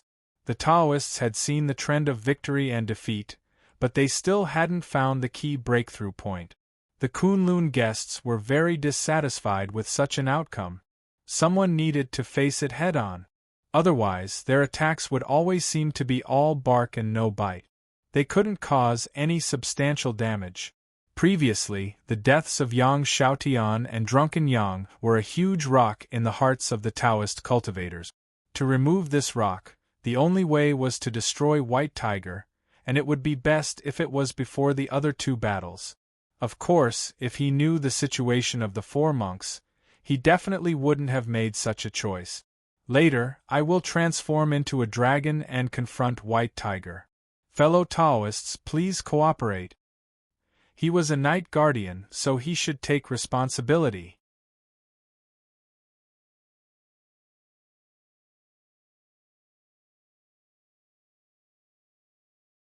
Chapter 2256. Chong Lu's space was much wider than White Tiger's. This was also where his roots lay. Controlling the sword was his foundation. Whether it was Li Wuya in the past or the current Chong Lu, they were all the same. If he wanted to kill, he would kill.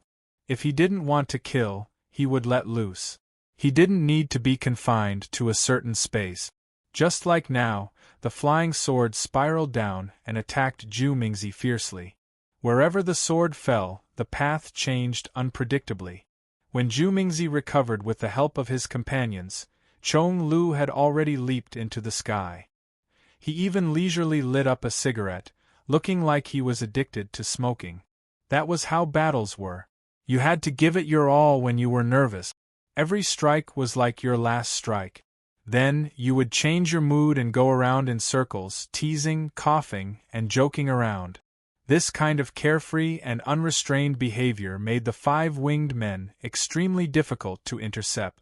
When it came to controlling a battle, if your strength was far above your opponent, you could of course have the mentality of a cat playing with a mouse. However, if your strength was on par with your opponent, or if your opponent's strength was higher than yours, this kind of mentality was not good. That was how they intercepted. Even if they gave it their all, they might not be able to stop it. If they had some reservations, there were already a few winged men who were heavily injured. They were all injured by the flying sword, but they didn't die. It was unclear whether the winged men were smart enough or the swordsman was merciful. Anyway, everyone saw it, so they just pretended not to know. To Zhu Mingzi, as long as he could intercept the flying sword for a short period of time, even if it was just a short period of time, he couldn't expect the winged men to throw their lives away. It wasn't easy for anyone to reach this level of cultivation. If they couldn't do it themselves, how could they ask the winged men to help them? However, he wasn't wasting time here. He and De Pung had been paying close attention to the swordsman's attack rhythm. They were trying to find a pattern and launch a fatal attack. Among the 8 people, 5 of them were unreliable and untrustworthy. The witch ancestor's methods were incompatible with the 2 of them. Moreover, she was too hot-tempered. She could be used, but not relied on. The swordsman's attack duration can be as short as 2 to 3 breaths, and as long as 5 breaths. Is it possible to determine if he will need to recuperate after 5 breaths? Zhu Mingzi was unusually calm. What he meant was that the demon sword venerable could not be stopped in his full state. His explosive power was too shocking, and his ability to fight in the front line was unparalleled. If they continued to fight in such a state, the gains would not make up for the losses. The Great Rock agreed. After 5 breaths of time, he will leave. But with how shrewd he is, he should be prepared for 2 or 3 breaths of time. He likes to launch sudden attacks, so let's fulfill his wish and accompany him in his outburst. After 5 breaths of time, he will escape. I can follow him. Delay him for another 5 breaths of time. Zhu Mingzi quickly said, "You take 5 breaths first, then I'll take over. After that, the winged men should be able to surround you. I don't expect them to fight to the death, but they should be able to buy you 2 or 3 breaths of time. By then, you should have recovered." Dapeng asked, "Where is the ancestral witch?" Zhu Mingzi was straightforward. "He was in the beginning. Start with him, no matter the cost.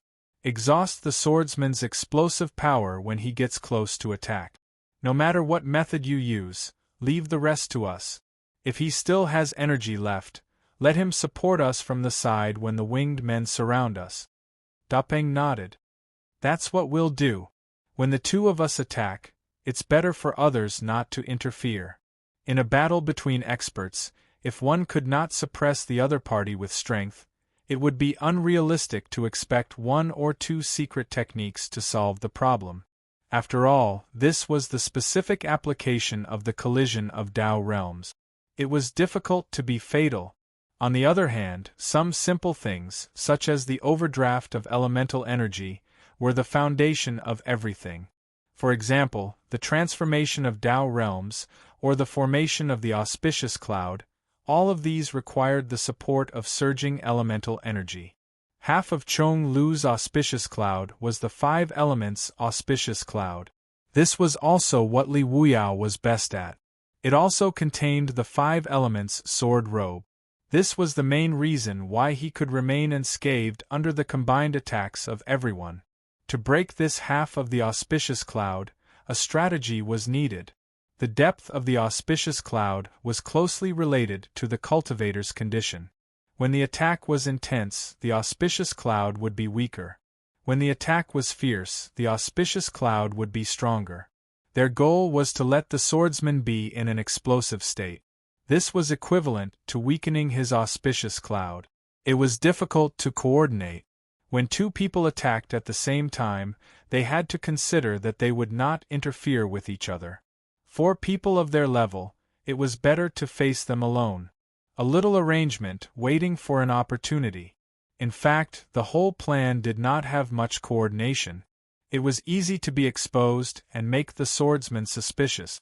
Chong Lu smoked half of his cigarette and then put it out. People with status were like this. You can't keep smoking until you are only left with your butt.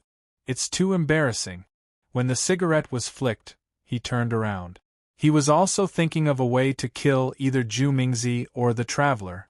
It was very difficult. In this cultivation world, he was not the only one with a long lifespan. He was also not his senior brother. He could crush them with the huge pressure of his sword. He wanted to wait for the moment when the traveler's true body was exposed. For this, he specially prepared a set meal. This was also a risk, but this was the battle between cultivators. If it was not risky, there would be no chance. Then, everyone would be exhausted together. He was very worried about the old white tiger, so he was willing to give the other party a chance. For this, he solidified his attack rhythm. He wanted to lure the opponent to find a gap in this rhythm. This time, the opponent he found was the ancestral shaman. He was the only one among these opponents who fought with all his heart. It was also the style of the earth of filth. He was very vengeful. The flying sword struck down, using the great Tao of destruction. It was also a counter to the opponent's great Tao of filth. The battle between the 2 of them was the most interesting to watch. It was tit for tat. No one was willing to retreat half a step. The sky full of hair snakes and flying swords destroyed each other. They continuously gathered and collided again. The winged men began to surround the space where he was. Zhu Mingzi helped the ancestral shaman to protect him in close range. The Taoist traveler shot arrows to restrain him. All of this happened naturally. It was similar to the previous battle rhythm. The difference was that previously, the ancestral shaman put a lot of effort into his half of filth cloud. Therefore, even if the hair snakes could not withstand it, there was still filth cloud to support them. However, this time, the ancestral shaman did not condense his own filth cloud. Instead, he used all his strength on the hair snake. The originally gray hair snakes turned blood red. They were extremely thick and strong. It felt like a life and death struggle. This kind of attack was still not the opponent of the flying sword. After the collision, a large group of flying swords whistled down. However, they hit an invisible barrier and disappeared. It was Zhu Mingzi's attack. It was as if the ancestral sorcerer had taken some crazy medicine. He changed again. Thousands of strands of hair combined into a whip. A huge blood-red dragon roared with its head up. It was the essence of the ancestral sorcerer's Tao state. As long as he did not die, this evil dragon would never disappear.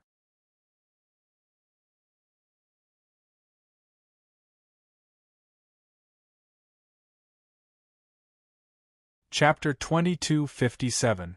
Chong Lu ignored the evil dragon and attacked the swordsman? You have to consider the difference in attack speed between the 2 sides. The evil dragon lashed out and the traveler attacked with his bow, but it was not faster than Chong Lu's sword. Since the opponent dared to fight, he was willing to accompany him. The sword slashed down, but the ancestral which turned a blind eye to it. There was a figure next to him. Zhu Mingzi flashed to his side and used his Tai Chi cloud to block it. Suddenly, black and white swirled. The flying sword broke deeper and deeper into the Tai Chi cloud, but in the end it still couldn't break it. This was also the reason why the destruction realm was limited. The flying sword was useless. The god-sealing arrow and the evil dragon attacked together. Chong Lu also didn't deliberately defend. For the swordsman, if the opponent was willing to attack him, then it was the best opportunity. Even if there might be something hidden in it. He sent out the flying sword again. This time, because he knew that Zhu Mingzi might be helping him, the realm was different. When the flying sword was sent out, the god-sealing arrow and the evil dragon had already hit his 5 elements auspicious cloud. The cloud rolled and the waves were turbulent. This was also the first time the opponent attacked his auspicious cloud. In the past, he would escape, but this time, the ancestral witch didn't gather the cloud, so he had to remember. The god-sealing arrow was a one-time attack. Each arrow had its own realm change, and it was endless. But the evil dragon had always been there. From the first time it bit the 5 elements auspicious cloud, it never let go. Through such a medium, the ancestral witch's intention to break the 5 elements auspicious cloud was transmitted. One fast and one slow, complementing each other. Chong Lu gave his safety to the 5 elements auspicious cloud that had been polished for thousands of years, and put all his energy on the ancestral witch who only attacked. This was an opportunity. The evil dragon bit him and didn't let go. It could also be said that he restrained the ancestral witch. The realm of the Tao collided with the evil dragon as a medium. No one could easily stop, especially the ancestral witch. As long as he stopped halfway, his realm of the Tao would immediately invade. At the beginning of the battle, the ancestral witch took the initiative to not gather the cloud. Now, he couldn't gather it even if he wanted to. In other words, the ancestral shaman was currently in his weakest defensive state. It was a very naive idea to hope that someone else could completely replace a cultivator's defense. A person's body was a combination of Tao realm, escape technique, cultivation, judgment, and so on. If someone else helped from the side, it would be a kind of separation, and the effect would be very difficult to perfect. Under such a sword beam attack, it was dangerous even when it was perfect, not to mention when it was imperfect. It could kill. Ancestral sorcerer might be trying to achieve a certain goal, but that was not important. What was important was to take advantage of this opportunity to swallow the fat meat that had been delivered to his door. First devour as a form of respect. Let's talk about other things. The sword was divided into 3 parts, which represented the 3 provinces of Gong and Ping. This was one of the few killing moves in Xuanyuan's swordsmanship system that completely relied on the swordsmanship to change between real and illusory. It was rarely used in the half-immortal realm, because once the Tao realm was used, no tricks could be hidden. But if he used this move here, it would be very suitable. This was because the other party was not a single defensive entity. Instead, they were separated from each other and were unaware of each other's existence. The old cultivators were putting out the bait, and he was swallowing it. It would depend on whether the fishing line would be able to hold him, this big fish. The 3 sword beams arrived in an instant, and Zhu Mingzi could not determine which one was real. If all 3 were real, then the power of each was not enough to kill the ancestral shaman. According to his judgment, the 3 sword beams could change between real and illusory. If he blocked one of them, it must be fake. But he was not a person who would easily give up on his companions, even if he did not agree with the orthodoxy of the dirty earth.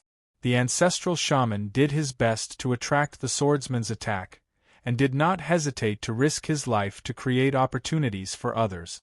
One could say that he was a little foolish, blinded by hatred. But in a real life and death battle, there were fewer and fewer people like him. He did not want any accidents to happen to such a person, so he simply moved forward and was very close to the ancestral shaman. The Taiji auspicious cloud above his head spread out, tightly protecting the 2 of them. When people talked about the auspicious cloud's defense, it was just a description. In fact, in an environment like the void, attacks could also come from other directions, such as the side or under one's feet. The auspicious cloud could still resist because it was naturally alert to danger. Any attack that could threaten its owner would appear in the path of the attack. So in fact, the auspicious cloud could be wrapped around one's waist, or under one's feet. It was a very flexible existence, and did not necessarily have to be on top of one's head. 3 sword beams flashed, and one of them was fierce and fierce. The auspicious cloud sensed it and instantly aligned itself, blocking it. Once the sword beam entered the auspicious cloud, it immediately lost its strength. Another sword beam swept from under one's feet. This was the transformation between real and illusory of the 3 provinces. It could change the direction of the power at the last moment. Zhu Mingzi was already prepared. He pointed with his hand and a faint light appeared. It was one of the most powerful half-immortal instruments he had. It was called the Pearl of Denial, and it could block any physical attack. Once the pearl was released, it still missed. The 3rd sword beam turned illusory and attacked from the side. It was the 3rd province, and its target was still the ancestor of the sorcerer. The 3 attacks targeted the ancestor of the sorcerer. This was to bully Zhu Mingzi's auspicious cloud because it could not sense its owner's danger, so it would not take the initiative to attack. If it was a cultivator controlling the auspicious cloud, there would be a gap in time. However, Zhu Mingzi's strength was indeed impressive. With close to 20,000 years of cultivation, he had already condensed the auspicious cloud like an extension of his arm. With the Pearl of Denial, he actually managed to buy some time. When the 3rd sword beam came down, he was able to forcefully move the auspicious cloud to protect the ancestor of the sorcerer. At this moment, Zhu Mingzi felt the auspicious cloud's resistance. He had condensed it for tens of thousands of years, so of course it would not betray him. There was only one reason why it resisted. The auspicious cloud did not believe that the ancestor of the sorcerer was in danger. Instead, it believed that the real danger was Zhu Mingzi himself. The auspicious cloud looked at the problem from the essence of the attack. It would not be fooled by tricks on the surface. Therefore, if the auspicious cloud thought that there was danger, then there must be danger. Don't forget, after the 1st sword beam came down, there was no sound. Who knew if it would revive in an instant? Zhu Mingzi did try his best to defend, but no matter how hard he tried, it was impossible for him to give up his own safety to protect others. He followed the feeling of the auspicious cloud and stopped moving it. This was equivalent to putting his own life and death in the hands of the ancestor of the sorcerer. It was so simple but so complicated. In less than a breath's time, the attack and defense had changed several times. In the end, the ancestor of the sorcerer was killed. In the end, the Taoist could not change his bad habit of sacrificing others for his own sake. Perhaps everyone had this kind of bad habit? The ancestor of the sorcerer was immediately reborn. The rebirth point was outside the battlefield. Chong Lu leaped up, regardless of the 5 elements auspicious cloud that was already in danger. He vowed to keep this person on the spot. The 5 winged people saw that something was wrong and rushed down. They were fighting here not to determine life and death, but to hope that both sides could reach a certain tacit balance. Once there was an imbalance, it would be difficult for them to do anything. Therefore, when they rushed down, they did their best. On the contrary, Zhu Mingzi and Dapeng's reaction was slightly slower.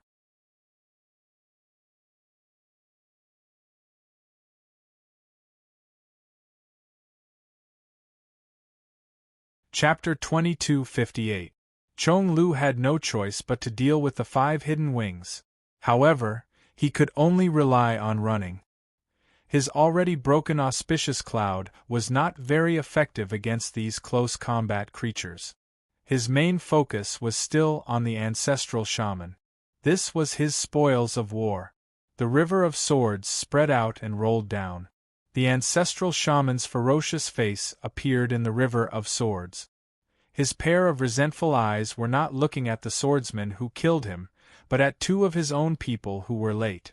In such a complicated battle situation, he had fulfilled his responsibility and paid with his life.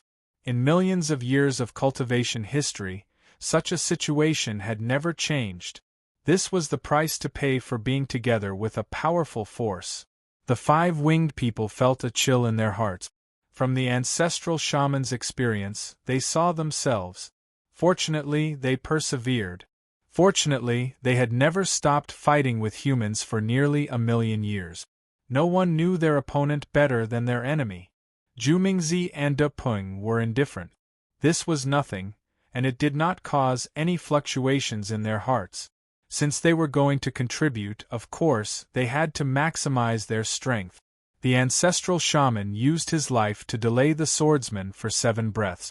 In these 7 breaths, the swordsman continued to explode. He attacked the ancestral shaman several times, while the auspicious cloud kept defending. Yes, he achieved his goal. He finally killed the ancestral shaman, but now he was close to his limit. If their judgment was not wrong, once the ancestral shaman was killed, the swordsman would go out to smoke and rest? But they would not let him do as he wished. Sure enough, Chong Lu's attack succeeded. The ancestral shaman died, and he was close to his limit. Thus, he slammed into the winged people's symbolic encirclement and escaped into the distance. In theory, if he escaped, no one present could keep up with him? The human cultivators were limited by their orthodoxy and could not keep up with the swordsman. But this did not include the king of monsters, De Peng. As soon as Chong Lu jumped out, a light flashed beside him. De Peng, the fastest monster. Even the phoenix was not as fast as him. With a flap of his wings, he appeared beside Chong Lu. He used to be a traveler, pretending to use a longbow to hide his identity. In fact, the so-called longbow was his wings. With a single flap of his wings, his entire body was covered in hard feathers. There was no way it would compete with the swordsman in long-range combat. Although it was also very good at it, it was still best at its instincts as a demon. Engaging in close-range combat would be more intense, more exciting, and more stressful. The swordsman wouldn't be able to take a breather. Its body was enormous, and there were over 1,000,000 feathers on its body. Whether it was the hard feathers on its wings, the ever-changing feathers on its tail, or the extremely precious feathers of life and death under its neck, they could all transform into the god of death with a single thought. During these 5 breaths, it didn't hold anything back. It could watch ancestral sorcerer die just for this opportunity. Demon Lord knew that his opponent's follow-up was coming, but he didn't expect it to be so cruel. With the death of the ancestral sorcerer as the catalyst, the great rock brazenly made its appearance. It wasn't that stunning, but it was just right. This was a matter of life and death, not a game of trickery. Sharp claws, sharp beak, long feather, 4 feathers. Just like the most dangerous close-range combat between the swordsmen, flying swords erupted, and both sides had no time to react. Demon Lord held a long sword in his hand, and his Naiwan gong vibrated at a high frequency, like a hedgehog constantly shooting out spikes. As Li Wuyaz Jr., he understood the true essence of close-range combat. In the Sword Dao tablet, he had fought with his senior countless times, but of course, he had never won. But in terms of technique, he still had a slight advantage. That was because the great rock relied on the instincts of a group, while he relied on the accumulation of countless generations of orthodoxy. In terms of cultivation, both sides were at the same level, and both were at the level of half-immortals. But Demon Lord had consumed a lot of energy in the previous few breaths, which made him vaguely at a disadvantage. The biggest disadvantage came from the body. The strength of the king of the immemorial beast's body was not just a legend, it existed in reality, and could be felt with a single slash of the sword. At such a close distance, even immortals could not completely dodge or block, but the man and the beast did not block at all, but attacked with all their strength, controlling the damage to their own random reactions. In an instant, countless claw marks and peck holes appeared on Demon Lord's body, and there were also long and short great rock feathers stuck in his body. These things did not only bring him superficial wounds, but also the invasion of the great rock's demonic power. At the same time, the great rock had completely lost its usual noble appearance. Its feathers were sparse, and its blood was mottled. The sword marks crisscrossed, and the different Tao realm powers on the sword were overturning the sea in its body. Although its body was stronger, the combination of the Tao realm powers of humans was more vicious and vicious. One man and one beast persevered. Who persevered more fiercely?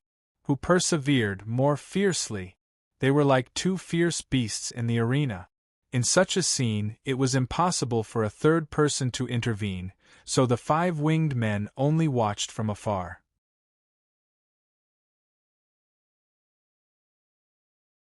They did not even dare to shoot from a distance, because it was impossible to distinguish who was who in the midst of the tumbling and rolling.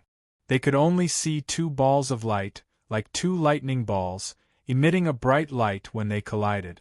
The armored man smacked his lips. "Good fellow. This is too intense, I'm afraid I can't endure it." He was an honest person. A battle of this level was indeed not something that the winged race could withstand. This also allowed him to see the difference between the winged race and the peak half-immortals of the human race. This made them even more determined not to get involved in the battle between the human race. The superior man murmured, "Is the result going to be revealed so soon?" The ordinary man could see it more clearly. "No, the great rock can't endure it. But this doesn't mean that the swordsman won, because he will be challenged by the old Taoist Zhu Ming next." As soon as he finished speaking, the great rock fell out like a kite with a broken string. His whole body was covered in blood, and he was in a miserable state. However, the swordsman did not have the chance to beat the great rock when he was down. Zhu Ming transformed into the true martial lord Lingying, and he did not use the Tao realm long-range attacks in order to prevent the great rock's 5 elements auspicious clouds from giving him precious time to breathe. The 4 protectors of Taoism, Tian Peng Yuzhen Shou Yuan Zhenjun, Tian Yu Renji Ling Fu Zhenjun, I Xing Bao De Chuqing Zhenjun, and I Xing Zhen Wu Lingying Zhenjun. Among them, the true martial lord Lingying Zhenjun was known for his tyrannical body, and his Tao sword was invincible. Of course, transforming into this thing was one thing, and how much power it could exert was another. Normally, Taoists would not deliberately practice this. It conflicted with the Taoists' magnanimity and elegance. With a big belly and a pair of big eyes, one would look like a cow's egg. It was really unsightly. However, Zhu Mingzi was different. He was the gatekeeper of the 8th heaven, so of course, he needed to have a powerful appearance. Occasionally, when immortals descended to the lower realm to hold a ceremony, there would be a lot of strong men dressed like this, so he had this ability, but he did not expect to use it here. Chong Lu was in danger.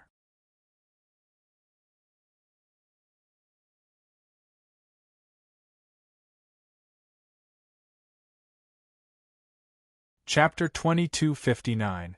Lu Xiaoyi's expression did not change. He knew that the more indifferent he was, the more indifferent others would be. The trend was with him, and the pressure of the Tao realm gradually became apparent. With the 2 monks as an example, no one could remain calm. Boiling the frog in warm water was a good idea, but the prerequisite was that you could not let the frog see you adding firewood. It would definitely jump, it was just a matter of how. Sure enough, the monks began to jump. The law of minister had been competing with him in the details of the Nirvana Tao. In fact, he was much stronger than him in many aspects. After all, the law of minister had been immersed in Buddhism for tens of thousands of years, and he could not compare to him in just a few hundred years. However, the problem was that when changes came, it was easier for someone who had been immersed in Buddhism for tens of thousands of years to accept new ideas, or for someone who was like a blank piece of paper to change. The answer was self-evident. If the trend was wrong, it was useless to be picky about the details. It was just a waste of time. The law of minister also understood this principle, but he still did it because he wanted to find a feasible solution in the end. Previously, he wanted to kill the swordsman, but now, he could only settle for the second best, as long as he could get out. Not long after, the law of minister's views on the Tao realm became extreme.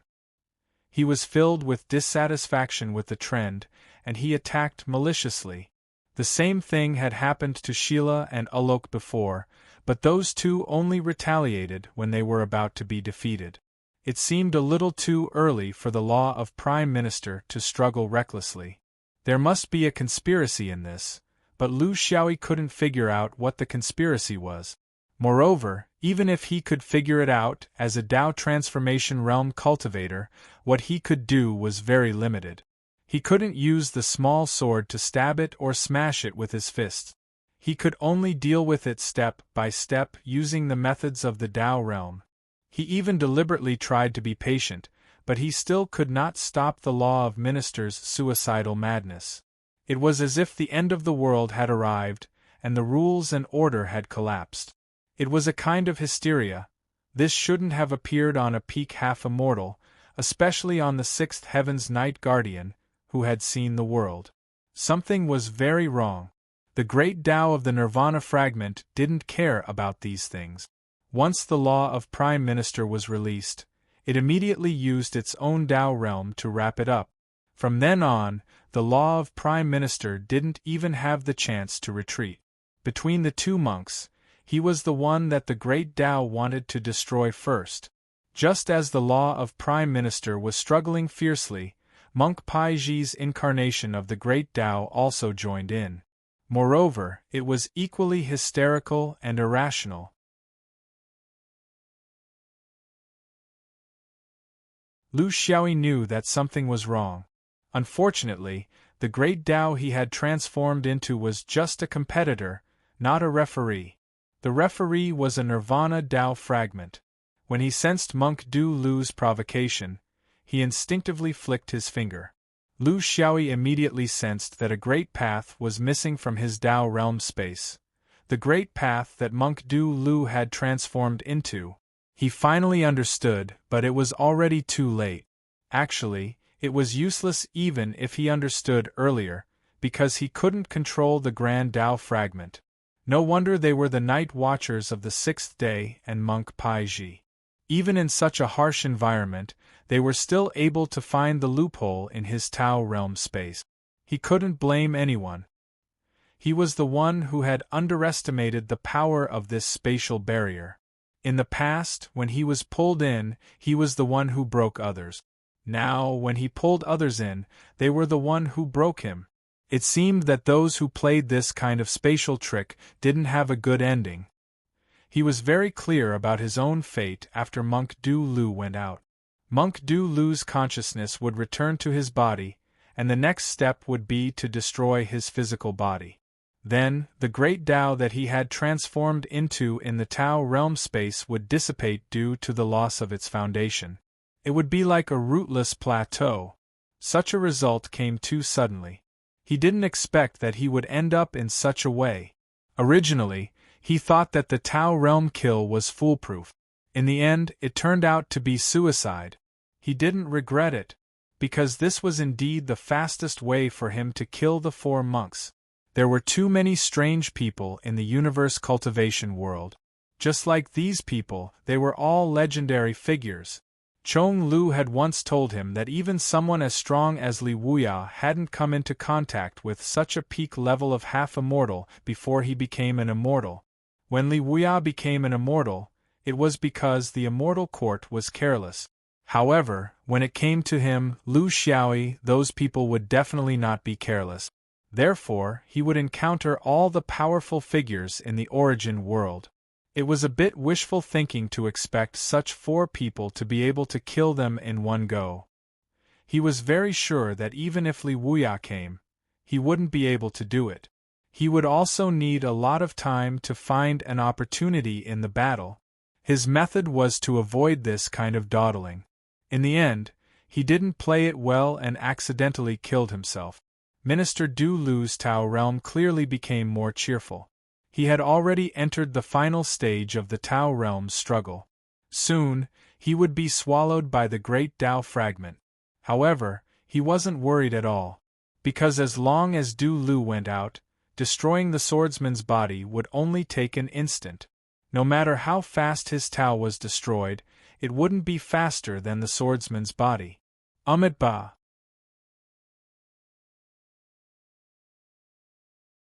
Benefactor Lu, if you have any unfulfilled wishes, you can say it.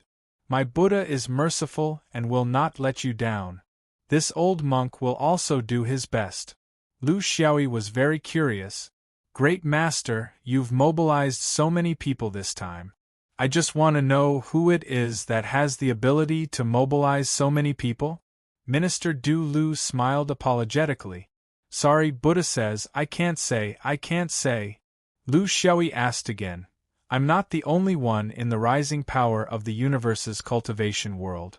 Since you've come to deal with me like this, what about the others? Are you going to kill them all? Or are you going to kill them all as an example? Are you going to kill them all in one fell swoop? Or are you going to pull together one faction to suppress the other? Minister Du Lu's mouth was very tight. Buddha says, I can't say. Lu Xiaoyi asked again. All right, then I'll ask a simpler question. Since you're spreading your wings, what is De Peng's attitude? If he's really involved, is he a participant? Or an initiator?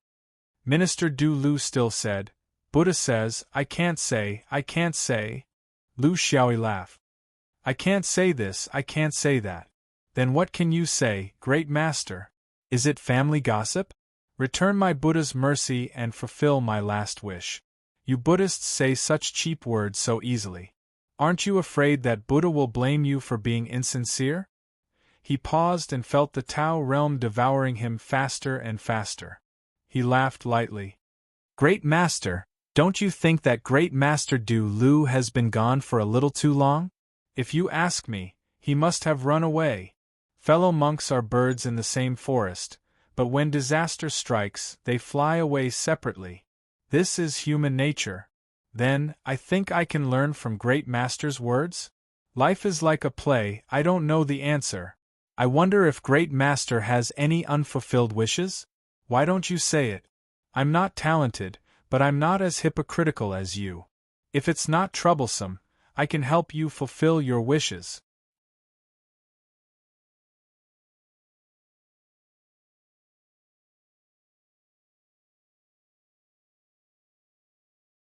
Chapter 2260. The vegetarian flew slowly, and a zombie followed closely behind her. She kept probing and found that this guy's consciousness was not clear. Only a little bit of his true soul was still there. She could not control the impulse in her heart, and wanted to take this opportunity to find out what was going on. What was the source of the unimaginable thoughts displayed by such a person? This was a good opportunity, and it would never come again. She decided to get closer to this swordsman, because she felt that although this guy's soul was a little strange, he was still simple and straightforward. Xiaoyi, I'm a vegetarian. Can you tell me what you like the most? The vegetarian was beating around the bush. She knew that she could not go straight to the point. Like the gratitude and grudges of the cultivation world, it was like playing the lute to a cow if she asked him who was lively. She could only speculate from this person's most basic view of cultivation, the view of the universe, and the way he conducted himself in the world. Moreover, every time she asked, it seemed that as long as she emphasized that she was a vegetarian, this guy would be very attentive. If she did not mention it, it would be very perfunctory. Lu Xiaoyi tilted his head and thought seriously. I like a lot. Delicious food, fun things, sleeping until I wake up naturally, and seeing your sister. The vegetarian was keenly aware of the main point of this guy's answer. No big goal? Secretly in love with his senior sister? She did not know what kind of peerless talent his senior sister was. She was actually able to make a person like him unable to forget her even in his spiritual nature? However, this kind of situation was very normal in the cultivation world. Many cultivators would have a process of adaptation under the influence of their masters. Among them, there were some people who played a very important role. For example, the senior sisters who took care of the basic necessities of life: food, shelter, and transportation. Cultivation was very boring and dangerous. When a cultivator had not fully adapted to such a pace of life, the special group of senior sisters played a very important role. Especially for cultivators, because their lifespan was longer than that of ordinary people, they did not seem to care much about who was older and who was younger, even if there was a difference of tens, hundreds, or even thousands of years. Senior sister? Senior sister is good. I wonder which senior sister in Xiaoyi's sect is so lucky? Your sister Su-Ren originally had many senior sisters, and then many junior sisters, but there was no junior brother. Then she saw this zombie drooling again. It seemed that whenever he encountered something he really wanted, he would drool. Senior sisters there are many. Senior sister Yanqing, senior sister Yendai, these are from the sect.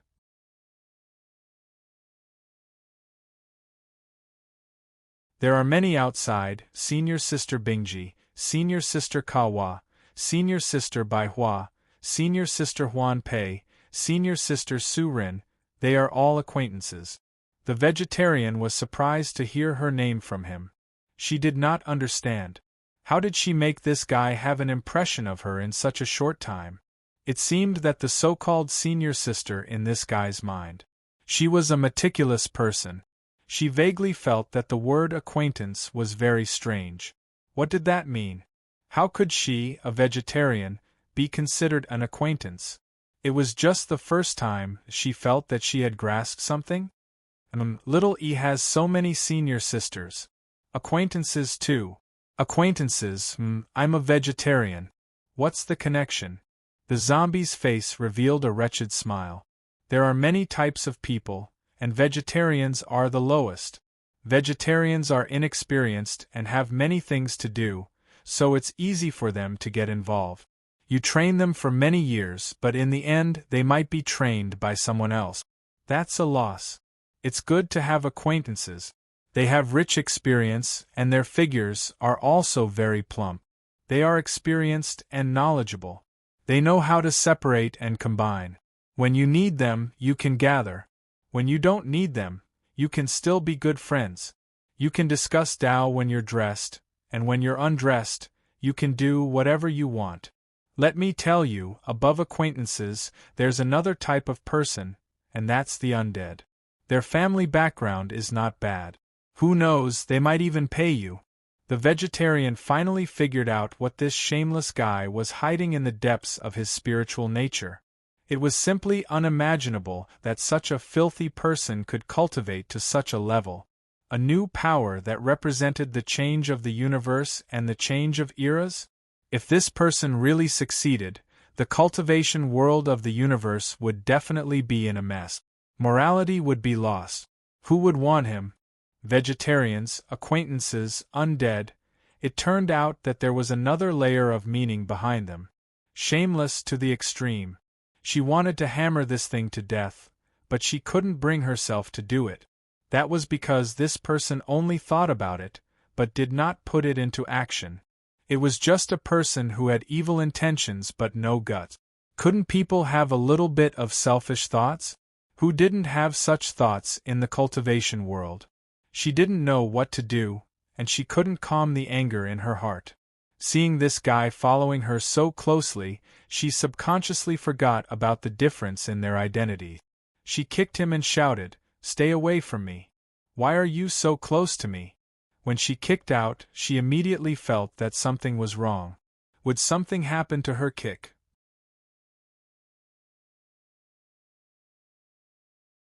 After all, with this kind of strength, He could almost do whatever he wanted in the main world. However, she soon discovered that her so-called worries were completely unnecessary. This stomp was not light, but the zombie was not angry at all. Instead, it was as if it had eaten honey. The comfort in its eyes came from the depths of its soul, and it was enjoying it. He was truly incurable. However, this kind of personality made her feel that he was more real.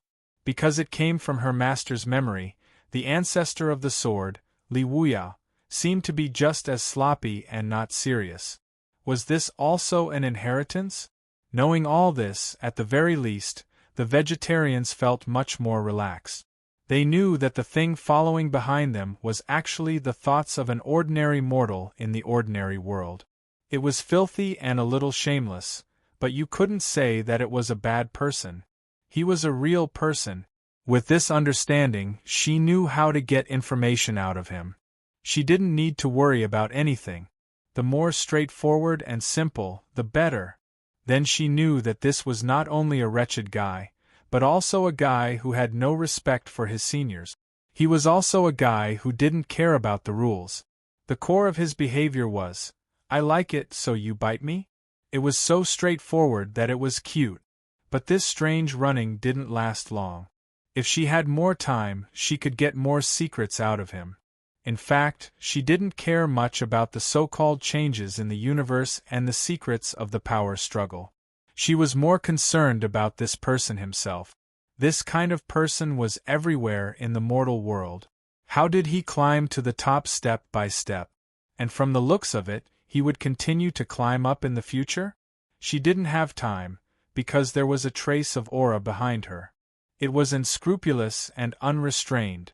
She knew that there must be something wrong with that so-called space. A monk broke out of the space and was now here to whip the corpse. And she didn't have any ability to resist at all. She sighed. "Little E, congratulations. Your senior sisters are going to become the undead." You're tuning in to the Phoenix Knights YouTube channel. Don't forget to subscribe and join us on this journey to catch the most captivating stories.